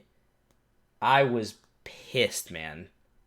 As I'm sitting I was gonna there, ask about that memes because I've seen he's in your profile thing. You're a Lions fan. That's interesting, dude. yeah, which might have He's like, been I'm a like, diehard Bears fan. Like, and I did appreciate seeing him win a ring because, like, dude, he deserved it. yeah. He is Oh a good yes, quarterback. he's a good That was quarterback just. and a good person. I don't know, maybe that's too far, but I feel like he is. Oh, I forgot, Jason. If you're a Badger, because you guys are from the Wisco area, right? Exactly, yeah. That Badger L is ingrained in your brain. You're like, who the fuck is this guy, and why aren't they just stopping him? He's scoring all of Davidson's points. Well, it's not even Oh, your because by mom the went time to Wisconsin? that was a Fuck sweet yeah, dude. that was a Sweet 16 game. So like everyone knew who Steph Curry was at this point. But it's like it's just one guy, right? Like he's their entire offense, and that was before Steph Curry had any ability to like penetrate and score on the inside. He was just a shooter. So it's like, how about you just fucking like have perimeter defense? I don't know. Like it's not that hard. But anyways, yeah, it was crushing. And I was we weren't definitely old enough to drink yet, so I couldn't even have No. beer and wings. I was just eating wings and drowning in tears of sorrow as Wisconsin got okay. completely dismantled. There was 2 times in those situations where I wasn't old enough to drink, where I got to watch your Badgers run over my Hurricanes, and then the third time I was old enough to drink, and that was in the fucking Orange Bowl. Yeah, the football that wouldn't happen. Well, I don't know. Miami's not that great. Wasn't that great this year, were they? No, Hasn't been. they're doing bad, but like new coaching staff, completely different culture change. Yeah. They hired Mario Cristobal from Yeah, Oregon. yeah, yeah. So like he's a great recruiter. Their recruiting class is in the top 10. Like so they're making the moves, but it's gonna take a culture change, dude, from what we had with Mark Richt and then Manny Diaz taking over for Mark Richt. Yeah. Like it didn't line up well, dude. But Right. like you know me, homie, it's the same way as I am with the Bears. I bleed orange and green just as hard as I bleed orange and blue, and through wind, snow, rain, sleet, or shine, it'll always be bear down and go Canes. There you go. Wind, sleet, snow, and shine. Go Canes. You don't often hear that. But yeah, no, I love it. Also, let's get back on track because holy shit, Yep. that Yeah, was we got the way sidetracked. NBA, and that was oh man, I want to talk more about the NBA, but we shouldn't. So, Coach of the Year, not even gonna address it currently. Well, and actually, this is stupid. What the fuck? Hold on. Okay, you know what? Maybe I'm wrong, because this used to just be whoever's got the best record. And you know what? I backtracked. Can I just rewind the last 15 seconds? It was just classic J-Dog is confused. But he doesn't stop talking, so you're just gonna... Whatever is gonna... Also, why do coaches have overalls? Is that... years as a coach? I'm so confused. It can't be. What? I don't even know. I'm so confused right now. Yeah, squirrel, exactly. But either way, it's no longer just the best record. Now, I was gonna say maybe it's because some games have been played and some haven't, but either way, Rivera should. I mean, and also Rivera should probably be number one because he has the only undefeated team, so he probably should be number one. But I like that Doug Peterson's up there because they're like, well, it's the Jaguars and they're 5-3. That's respectable. Like let's get him up there. I don't know what's going on here. I'm still not going to talk about it because I just don't think it matters. But interesting to see that they've changed up the format a little bit. If they have, or who knows. Could just be Madden being Madden. All right. Ooh, I want you to break this one down. John Toon versus Jamar Chase is 1-2 for Offensive Player of the Year. That it is not Joe Burrow, dude, who is leading the NFL in yards and touchdowns right now over Jamar. Jamar's not even leading the guy. I'm going to bust my own guy out here. Jamar's not leading TSR in fucking receiving yards. Like, no. Why the fuck is Jamar and T there? And fucking Lamar Jackson you have two wide receivers. Two wide receivers in the top 5 for offensive player of the year, but not the quarterback that's throwing them the ball. I am about to super dissect the fuck out of this. my favorite thing about this is there is a Bengal named Joe on the list, but it's not Burrow. It's Joe Mixon.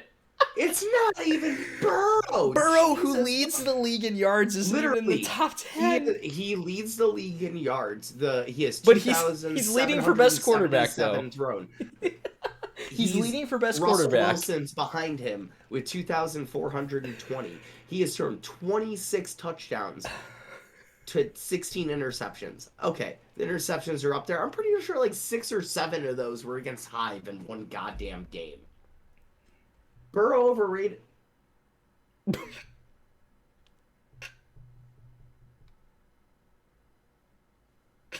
We'll see about that in the long run. So, oh man. All right, so Chase is third in the league. Like, no, seriously, dude. DK Metcalf has more yards and more. Well, it's because those fuckers in the NFC. Exactly, it's the AFC. Well, he is. Yeah, it's just the fact he's killing it in the AFC compared to everybody else. So there's that. John Toon's having the real life lifetime. bruh face all the time, Jay Smooth. I'll straight up look at you in real life like, bruh. Mm-hmm. It's one of my favorite faces. Remind me, clip that at the end and Giphy it, dude. Fucking do it. I need that GIF. Like, dude, I don't even care. Please GIF that. Like, I can't GIF shit. Like, I don't know how to do it, but GIF that and send it to me so I can use that forever. That would be amazing. Is Burrow the one that scored 0 points against me in year 1 before I had this game figured out, Bloom? Alright, you know what? Fucking timeout. Real quick. You know what we're about to do? Oh, God. I don't know what we're about to do, and I'm a little scared. I'm about to take a picture of that real close right there. There we go. That'll get slapped on my bulletin board. Jesus, Bloom, you're in here talking about a bulletin board. Holy fuck, you just gave him way more ammo than he's ever given you. I was the one that was saying shit about your division, man, not him. 50 gifts as a Discord channel. Dude, the man who just went off for 406 touchdowns. Yeah. Okay. He's overrated, though. All right. No, he's overrated. Bet. We gonna write that the fuck down. Poking the bear. Hey, man, sometimes that bear bites. Poked the fuck out of the bear. Oh, okay. Burrow's got 16 picks, and Lamar only has 7. Well, Lamar doesn't... Lamar. How many of those are... How many of those came in one game? Well, and also, like, Lamar shouldn't have that many interceptions. He's a running back, right? Running backs don't throw interceptions, so he shouldn't even have 7. Jonathan Taylor's 3rd, T. Higgins is 4th, Lamar Jackson is 5th. AFC Player of the Year. What do we think? See, Shane? Yeah, man, I'm telling you. It's the wavelength. I'm mad as a motherfucker right now. We're moving on. Nothing. We really had to bring that shit up. This podcast is not going to go. It's the last 30 minutes have been a shit show since we stopped talking about divisions. And I'm not going to say that the divisions were particularly clean because they never are. That's kind of what this podcast is. But we're now on an hour and a half. We've talked about the NBA. Y'all just saw me purchase NBA 2K because my boy was like, it's on sale. And we're gonna get back to Defensive Player of the Year. I hardly know her. Love it. Lamar Miller, that's a hurricane though. Fucking, he was decent for a couple years. Yeah, damn, back in the day. Yeah, dude. He's currently the Player of the Year defensively in the AFC. Xavier Howard is in at 2nd. Harold Landry the 3rd is 3rd. Ironic. Channing Tyndall is 4th. And Levante David is 5th. Honorable mention to Myles Garrett is just shitting on kids on an 0-7 Browns team. Myles Garrett is like, I don't care. I am trying to kill your quarterback. Like, I don't care if this team isn't winning anything. I don't care what our draft stock looks like. I will murder that motherfucker whenever you drop back. So yeah. See, I didn't know Tyndall was your user. I would assume as the Dolphins, you'd be using old boy from Ohio State. God damn it, why am I blanking on him? I won a Super Bowl with him as my middle linebacker. You did. That was a dirty Dolphins team. Dude, I had the best fucking goddamn, I had the best gift for him, too, with the dance coming out of the tunnel.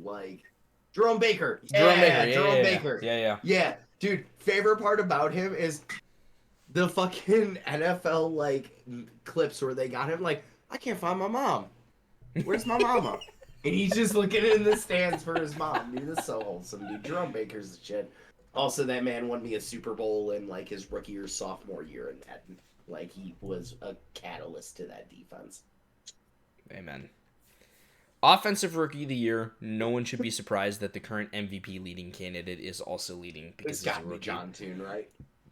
There should be less spirited debate about this one.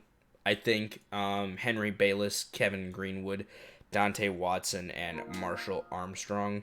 Ooh, NBA's ready to play. That's going to round up. I was going to say, I wondered. Ben Estes is... The reason I was looking for him was they drafted him. He's not terrible. He's actually a decent tight end. But it drafted him in the same season that I traded a draft pick to get Dawson Knox. It was 2 players in the trade, but I took Dawson Knox from the Doink and the Bills. The problem with that is that Dawson Knox has been hurt for, I think, all but 2 of the games that we've played.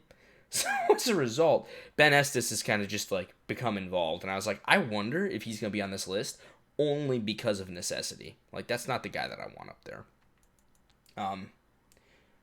And Watson is Knox's replacement, so it would make sense that he's working out there. Low key, Doink. Low key. We're hiring investigators to check out the training facility to make sure that there's not something in the fucking walls, because this is the most injured team that I have ever fielded in Madden.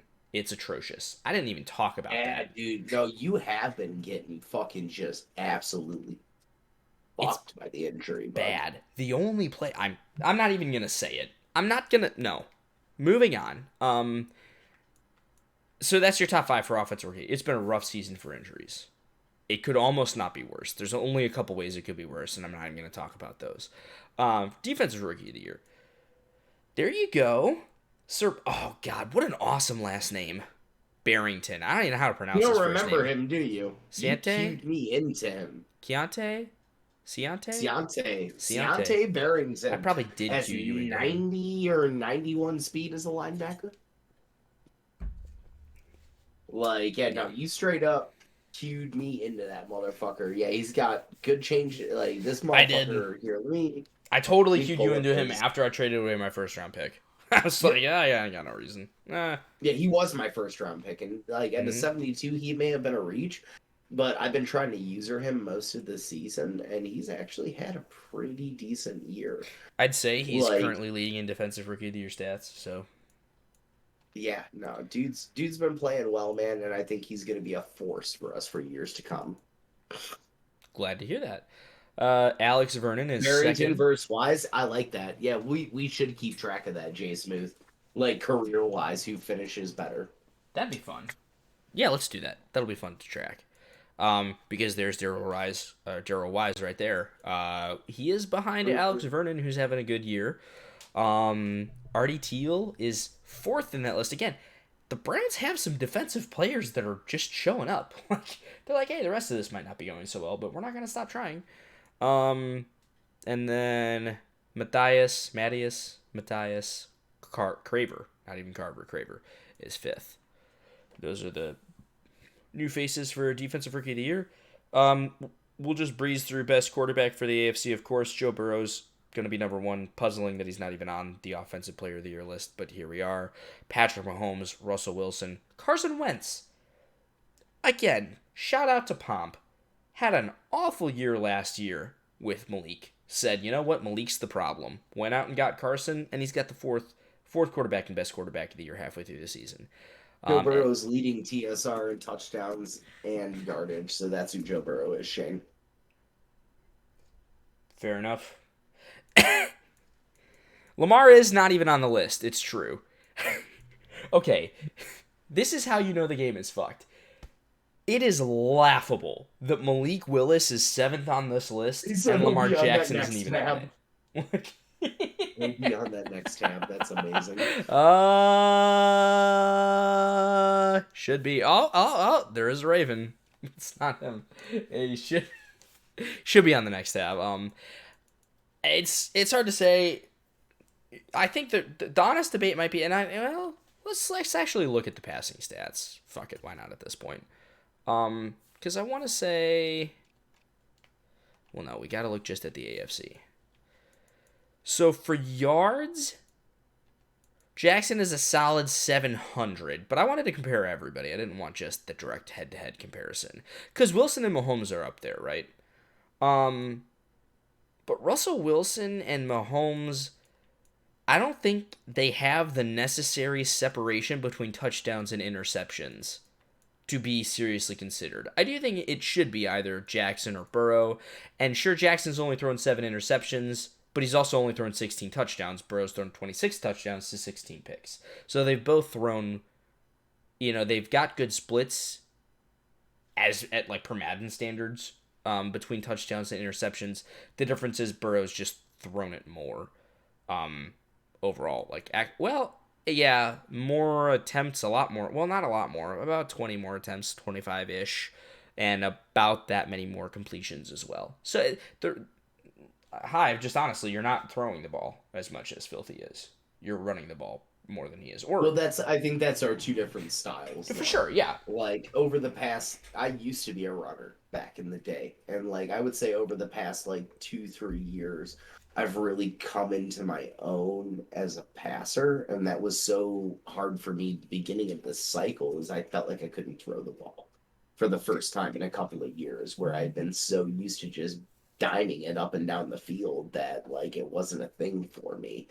Yeah. And then I had to get back into running, and then once I got back into running, I started to figure out what I liked passing, my concepts, and getting back to learning how to read a fucking defense. Yeah. I don't think that there's a clear distinction. There's obviously a clear distinction in the way that you guys are using him. I don't necessarily know that Burrow's better as a quarterback. He's having a better season, and he's an elite quarterback. I don't know that I'd just outright say that he's better. I think Lamar's really good as well. Again, it's just like we talked about. It's different styles. It's a different philosophy, and Lamar's the kind of quarterback that just facilitates a more run-heavy offense better just because of his skill set, which isn't even to say that he couldn't be throwing a bunch if he didn't want to. Exactly. Lamar gets too much shit. It's sort of weird. I think that, he gets too much shit, but I don't think that he shouldn't get any shit either, because he also hasn't really won anything. And I think that's fair to say. Joe Burrow's been to a Super Bowl. Right? Am I really shooting myself in the foot here? Lamar hasn't been to a Super Bowl, right? I know he's made decent noise in the playoffs, but I'm pretty sure he's never been to a Super Bowl. Did he go? I have to look it up. Man, my knowledge of Super Bowls used to be so much better than it is now. I'm not even looking that up.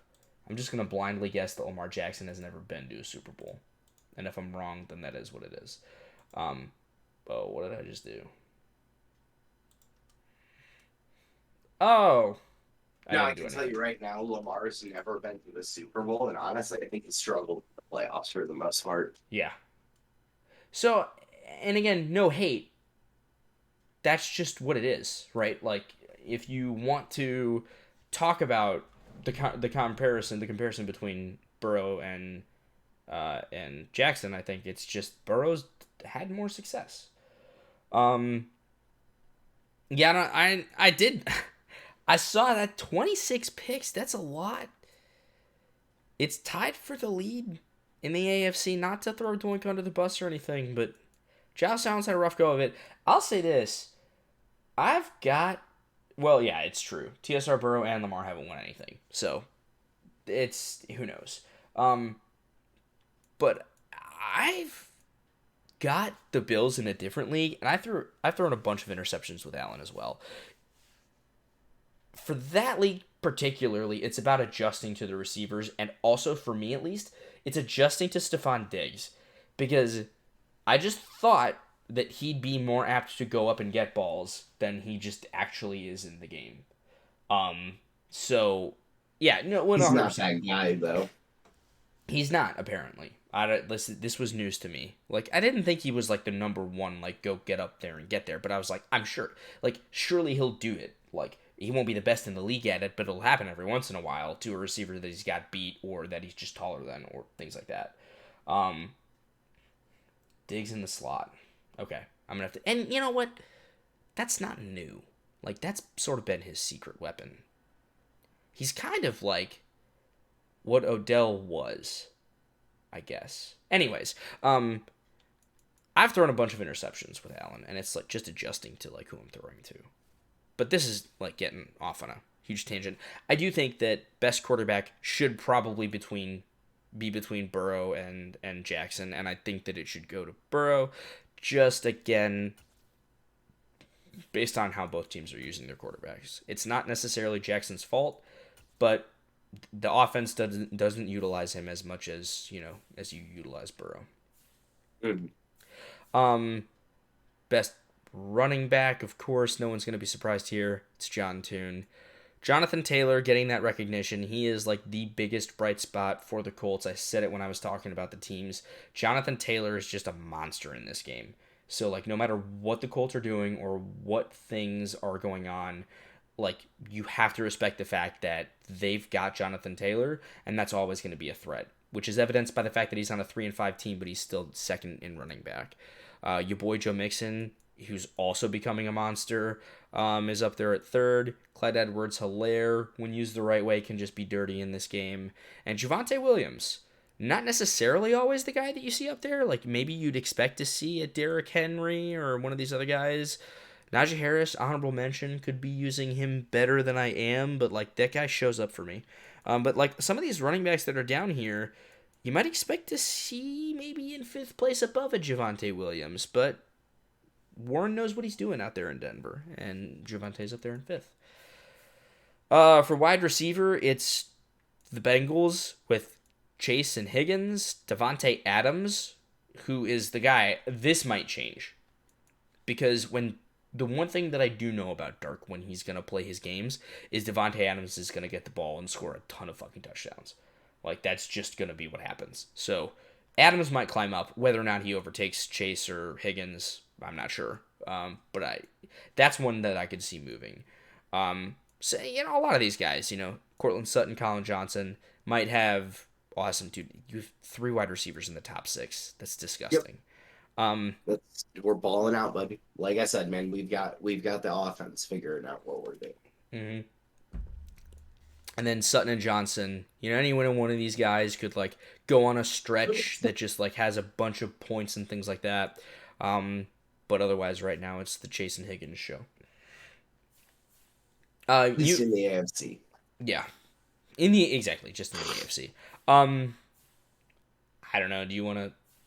O-line feels a little weird to even talk about. Yeah, O-line, Collins, Thuney, Sheriff, Humphrey, Bettino, cool. I hope Collins gets that upgrade next. Right. Best D-line, you got Von Miller, Myles Garrett, Trey Hendrickson, DeForest Buckner, and Cameron Hayward. I'm surprised Hendrickson's even up there, man, because I feel like he's had a really down year for me compared to what I'm used to him doing. And, like, I've even backed off of user D-line rushing some, and, like, it is so fucking... It's unbelievable to me he's that high. Yeah. Well, he's there. So he's doing something. Could be tackles for loss. Like, it's gotta be. Or just tackles. I don't know how highly... I don't know what the algorithm is for D-line. I know that they value sacks very highly. Hence Von Miller and Myles Garrett. I don't know how well they value the other things, like tackles for loss or just overall total tackles. Because, you always talk about you don't want. So I always thought it was so stupid that like the player of the year, like for cornerbacks, I'm pretty sure one of the 3 things that they counted was tackles, and I'm like, I don't want my cornerbacks making tackles. Like you want your defensive lineman making tackles, because who's making the tackles tells you most of the time where that tackle is being made in relation to the line of scrimmage. And I would love it if my linebackers or defensive linemen had more tackles than my safety, because that's usually a bad thing, if it's the other way. But in any case, yeah, I think, Von Miller's had a great season. I know the Bills would like to have had a better season as a team, but I mean, obviously, there's a lot more room to go for the rest of the season, and Von Miller's been a standout player. In the games that I've caught pieces of that he's playing, Von Miller has been an absolute nuisance to whoever he was playing against. So, no surprise there. And again, Myles Garrett is just that man's got a heart full of hate. He is just trying to kill people. He tried to murder Mason Rudolph. We all saw it happen. He used a fucking helmet. That man had a weapon. Yeah, there's questionable things about what went on there. Yes, for sure. It's not black and white on that one. But in any case, we'll see what goes on. I'm proud of Hayward personally for getting up there in fifth. He's been really good for me. Immediately, I switched it to a 4-3 from a 3-4, and I bumped him inside to be the D tackle, and it's worked out really well. He's a much better fit there. So yeah. Best linebacker, Harold Landry. Pomp's he's got a lot of stuff going for him. That defense that he talked about. Well, he's got currently the best linebacker in the AFC up there with Harold Landry III. Khalil Mack is up there for Seals and the Chargers. He's obviously an absolute force to be reckoned with. Hamza Nasiruddin. Yeah, there we go. You guys just got hooked on phonics that with me. Hamza Nasiruddin at third, Bradley Chubb at fourth, and Jalen Phillips at fifth. Any thoughts on the linebackers? No, it looks about consistent to me, although it's kind of weird to see Jalen Phillips up there. Channing Tindall. Hassam Nasir Deline, it's another one where it's damn, that's 85 and 90, a 70, an 83, and a 79. Right. And a 74 and Tindall coming in the sixth. Tindall, who is, as you just said, Shane, that's his user. So, and also, yeah, because Tindall was up there in defensive player of the year, wasn't he? Yeah, he was. And Phillips was nowhere to be seen, so it's weird that he's higher than Tindall in linebackers. In any case, Xavier Howard, best defensive back as far as the game is concerned right now. Ashton Davis is number 2. Marcus Peters, number 3. Shaquille Griffin, number 4. And Byron Jones, number 5. Pretty telling that Shane and the Dolphins have 2 cornerbacks. Hey, Jay Smooth, thanks for tuning in, brother. Two DBs. Yeah, good night. Appreciate you, Jay Smooth. Have a great night. Sleep well, and we'll catch you tomorrow. So yeah, two defensive backs for the Dolphins. Just call Miami the no-fly zone. And otherwise, just the usual suspects. Ashton Davis, I guess, is a bit of a surprise. You'd expect to see him not as high up as all these other guys that you kind of expect to see there. Obi, man, was he leading at one point in the season? Because I remember early on. It was early, right? And we were like, who the fuck is this guy? So he's fallen back a little bit, but you'll have that. All right, and then that's pretty much that. So we don't talk about. I guess we can talk about kickers super briefly. May as well. James McCourt, Brandon McManus, Jason Sanders, Chris Boswell, Justin Tucker. Next. Yeah, he had Shane. He had a big game right out of the gate that kind of boosted him up there. But he's fallen off a little bit. For the NFC Offense Player of the Year, you want to start us off? Yeah, we got DK Metcalf, which doesn't surprise me whatsoever up there at number 1. Cooper Kupp at number 2 doesn't surprise me either. Memes gets the ball to him a lot. Kenneth Walker up there at 6 and 3. Once again, doesn't surprise me after playing the Seahawks tonight. There's a reason that they're that high up there on the scoring offense. Yep. Antonio Gibson has been, a great player, even dating back to last year for Jonesy, with Ezekiel Elliott coming in at number 5. Good to see that Zeke can do it in Madden, but not real life. Right. It's so weird, man. I don't know what happened to Zeke. or just the offense. I don't know, generally speaking, because I felt like they kind of started leaning more on Tony Pollard when Zeke clearly still had stuff left in the tank, but maybe I'm just completely misreading that. Not sure. Either way, all right. Defensive player of the year. I mean, yeah, Tyrann Mathieu, the Honey Badger, man. I mean, he's been an amazing player in the NFL for years and years and years. So it doesn't surprise me to see him still doing this well, this far. We're only 2 years in, but this far into his career. Aaron Donald at number 2. Anybody who's ever used Aaron Donald knows he can be a cheat code, especially if you're a defensive line user. Uchane Nwosu, not the person I expect to see coming in at number 3. Adrian Amos at 4. And Darrell Taylor, another Seahawk, at number 5. So, like, 2 Seahawks players in the top 5 on this list. He's got that team playing way ahead of schedule, and it's showing in these awards. Yep, absolutely. And we're going to be talking about the Seahawks again when we go to the Offensive Rookie of the Year. As well we should be, because this was the guy. He's, 5th in MVP voting, right? Yeah. As a rookie. Again, so strange that he's not even mentioned in Offensive Player of the Year. I don't know. There's a weird bias against quarterbacks for just Player of the Year. They'll get the MVP, they'll get Best Quarterback, they'll get Rookie of the Year, but Player of the Year? Nah, we can't let them have that. But yeah, so Whitman is up there having a phenomenal season with the Seahawks. DK Metcalf, it helps when you're a rookie quarterback and you can throw the ball to DK Metcalf. It helps. Desmond Hyde, Randy Lowry, Romeo Holcomb? Just Holcomb? Yeah, I guess. The B's throwing me off. And Jermaine Means are going to be the guys. It's nice to see that with the Bears, Bucks, and Panthers, you have teams that are not doing well to start off the season, but they've got young players that are doing well, because that's something that you can build on regardless of your team's success. Defensive Rookie of the Years, once again, it's Seahawk that's leading the way with John Moore, Bobby Hayward with the Niners, Tevin Grant with the Eagles, Bryce Lipton with the Giants, and Darius Camp with the Panthers. Again, all but one of those teams has losing records, so even the teams that aren't doing so hot have something to build on. Best quarterback, he's on an undefeated team. I need to go see his stats. I don't hate Sam Howell. I have nothing against him personally. And he's had a good season. 24 touchdowns to 13 picks. I guess we didn't look at the NFC. We were just looking at the AFC when we looked at those stats. So maybe that's just sort of what we should do here real quick. Dude, right? Again, though, Ryan Whitman is actually playing phenomenally. And this is where I don't understand, because in literally every way that you can compare Ryan Whitman and Sam Howell, Whitman's better. Passing the ball, at least. I don't know. Sam Howell might be a better scrambler.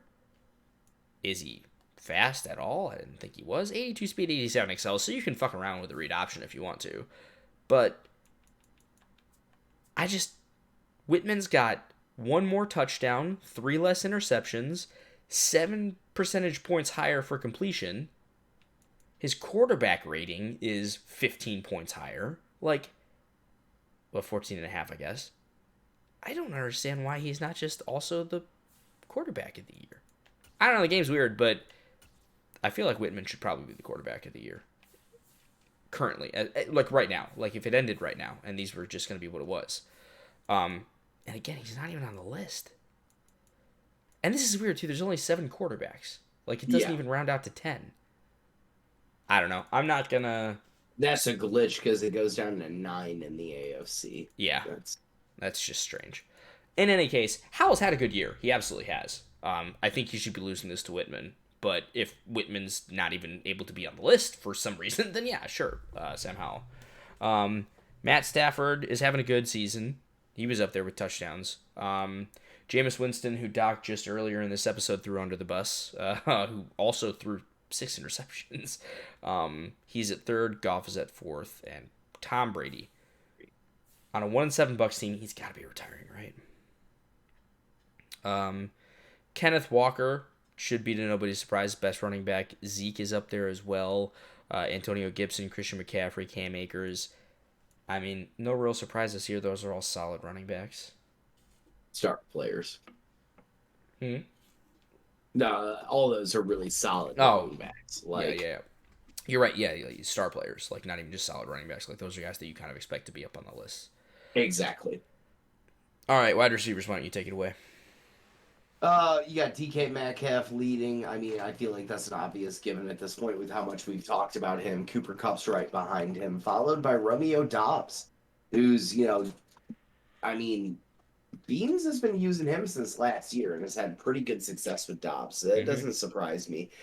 Gary Terry right there at number 4, followed by Kadarius Toney, who I actually forgot was on the fucking Falcons in this league. I'm telling you, the Falcons are a sexy team. You've got 2 guys that are like, true superstar. I mean, you got 3 in the top 5 that are true superstars. And then you have Dobbs and Toney who are just tearing it the fuck up. Yep. O-line, we'll just run through it real quick. It was just like an overall award. It looks like they've actually put some time into seeing how people are actually doing, because you do have Chris Lindstrom is above an 87 and a 93. But Trent Williams, honestly, they should just rename this to the Trent Williams Award when he retires. Like, I think that'd be fitting. Probably the best left tackle of his generation. Like, it's hard to think of somebody that was better, especially over a long amount of time. But otherwise, Chris Lindstrom, Shaq Mason, Penei Sewell, I should say. So that's one of the reasons that you take the Lions. Like, there's 2 really awesome young players, Penei Sewell and Aiden Hutchinson. Like, those are the young stud pieces on both sides of the ball. Williams. Yeah, of course. How could I forget? Jameson Williams is obviously, like, God, that guy. It'd be interesting to track and see what Lando's doing with him. And then Tristan Wirfs. D-line, you called it earlier. Donald's a menace. Anybody that's used him or had him knows. That guy's so insane. He's still got El Toro, I think, right? He's one of, 2 players that has it. Yeah. He's just incredible. Yeah, I mean, you're going to need the Lions in the next cycle. Yeah, that's a team that's, only going up. That's for sure. Cameron Jordan. John Moore is up there I'm pretty sure John Moore's a rookie.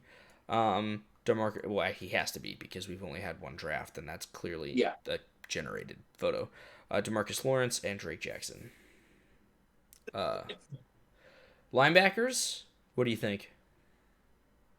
I mean, you got 2 Seahawks right off the rip with Uche Nwosu and Darrell Taylor. Shaquille Barrett coming in at number 3, Leonard Floyd coming in at 4, and Roquan Smith-Roque coming in at number 5. I mean, surprise is there to me that there's 2 Seahawks and a 77 and a 78 season that, but I mean, he's been playing really well with that team. So, I mean, in real life, would it be surprising to see those 2 guys up there? Fuck yeah. And Madden, with the way he's been playing with them, no, it doesn't surprise me. Mm-hmm. Absolutely. There he is again. Tyrann Mathieu up in DBs. Number 1, Doc's got his guy on defense. He uses Tyrann, doesn't he? Or does he use a linebacker? I don't even know. Adrian Amos, Malik Hooker, Jaquiski Tart, and Jordan Poyer. Oh man, Poyer. What did J Smooth get for Poyer? I don't quite remember. I know he's an impending free agent after year 1. Gotcha. So, in their cap room, it's hard to keep him. Yeah. Well, either way, Poyer is he's so fucking good. God, that team. But Mathieu, again, no huge surprises here. Hey, even Malik Hooker's his overall is worse, but we all know Malik Hooker. He's been around, he knows what's up. Jaquiski Tart, same thing. Maybe a little bit less so, but And then kicker Fairbairn, whatever the hell, Young Hoku. Rookie kicker Andrew Mevis for the Seahawks. So there you go, another Seahawk. We've been calling their name a lot. Jake Elliott and Jason Myers. All right, that sums up the awards then. So we're halfway through the season. What are your thoughts? I mean, it's been a fun race so far, man. I'm interested to see where things are going to go. I think a couple of divisions that you have a better idea on right now than others. Yeah. What I will say is we got a couple of spots open. And I know I say this every single fucking week, but we got 3 teams to fill. Or it might be 4. It's 3 or 4. But it's not impossible. So I'm going to be kicking a lot of tires tomorrow to see if I can get some guys. But, I mean, I know there's some of you that are super dedicated to this league that really love this league. And I know by checking out your Twitches and your YouTubes, you know other people. It's not impossible to fill this league. And, like, honestly, if the people that love it so much claim they love it so much, it shouldn't be that hard for you to help fill it. I mean, I get that should be on the admin team for the most part, but like if anybody knows somebody, it's not that hard to get them in here. But I'm going to kick those tires tomorrow. I'm going to make sure we get us filled up, and I'm just excited to see where this is going to go, not only this year, but like even in the next cycle, because like TSR is not going away, dude. It sure isn't, and with NCAA being delayed, I guess I'll fucking be around. Who knows? But yeah, memes, yeah, funny first episode. It's going to be a wild card. Well, hey, here's the thing, right? The NFC West was a wild card. That's why we said it. And right now, it just looks like the Rams and the Seahawks have like risen above, and it's going to be between those 2 teams for the division. So, yeah, well, teams pull away all the time. That's the thing is like we start in week 1 having no goddamn idea what's going to happen here. And then, you know, we get to about week 9, 10, 11, 12, and you really start to see these divisions take shape and who's going to be in it and who's not. Yeah, absolutely. All right. Well, I think that pretty much wraps it up. Just to echo your sentiment, yeah. We're really close to being full. I don't think that the missing teams that we have are impacting things a ton. It does suck that 2 of them are in one division. But either way, like we're close. I'd love to see us get there, but I don't think it's really like hampering or hurting the quality of the league for it to not be there right now. I think we're still going strong. It'd just be nice to fill up those last teams. So let's go out there. You know, if you know somebody, just let us know. Be fun to have them in here. And I don't love having to brush over a team because it's a CPU team and there's not a whole lot to talk about. I want to talk about every team on this podcast. That's what we're creating content for. And I'd love to create content for 3 more people. So let us know if you've got a beat on anybody. But otherwise, that wraps it up. So as always, you know, I especially this time of year, especially as we go into Thanksgiving and the holiday season, you know, the holidays can be a tough time of year for a lot of people because of a whole lot of different various reasons. So I always end any time that I stream, and I always end this podcast with, make sure you folks take care of yourselves, because I truly mean that. Make sure you take care of yourself. And if you can, if you have the ability to, don't put it too much on yourself, because not everybody has the ability to take care of others as well. But if you can, please do so. Please remember, especially this time of year, that there's a lot of people going through a whole lot of different things, and you never know what someone else, like, unless they've shared it with you, you probably have no idea what someone else might be going through. We make a lot of faces just on, like, or we make a whole lot of judgments based off of what's at face value, right?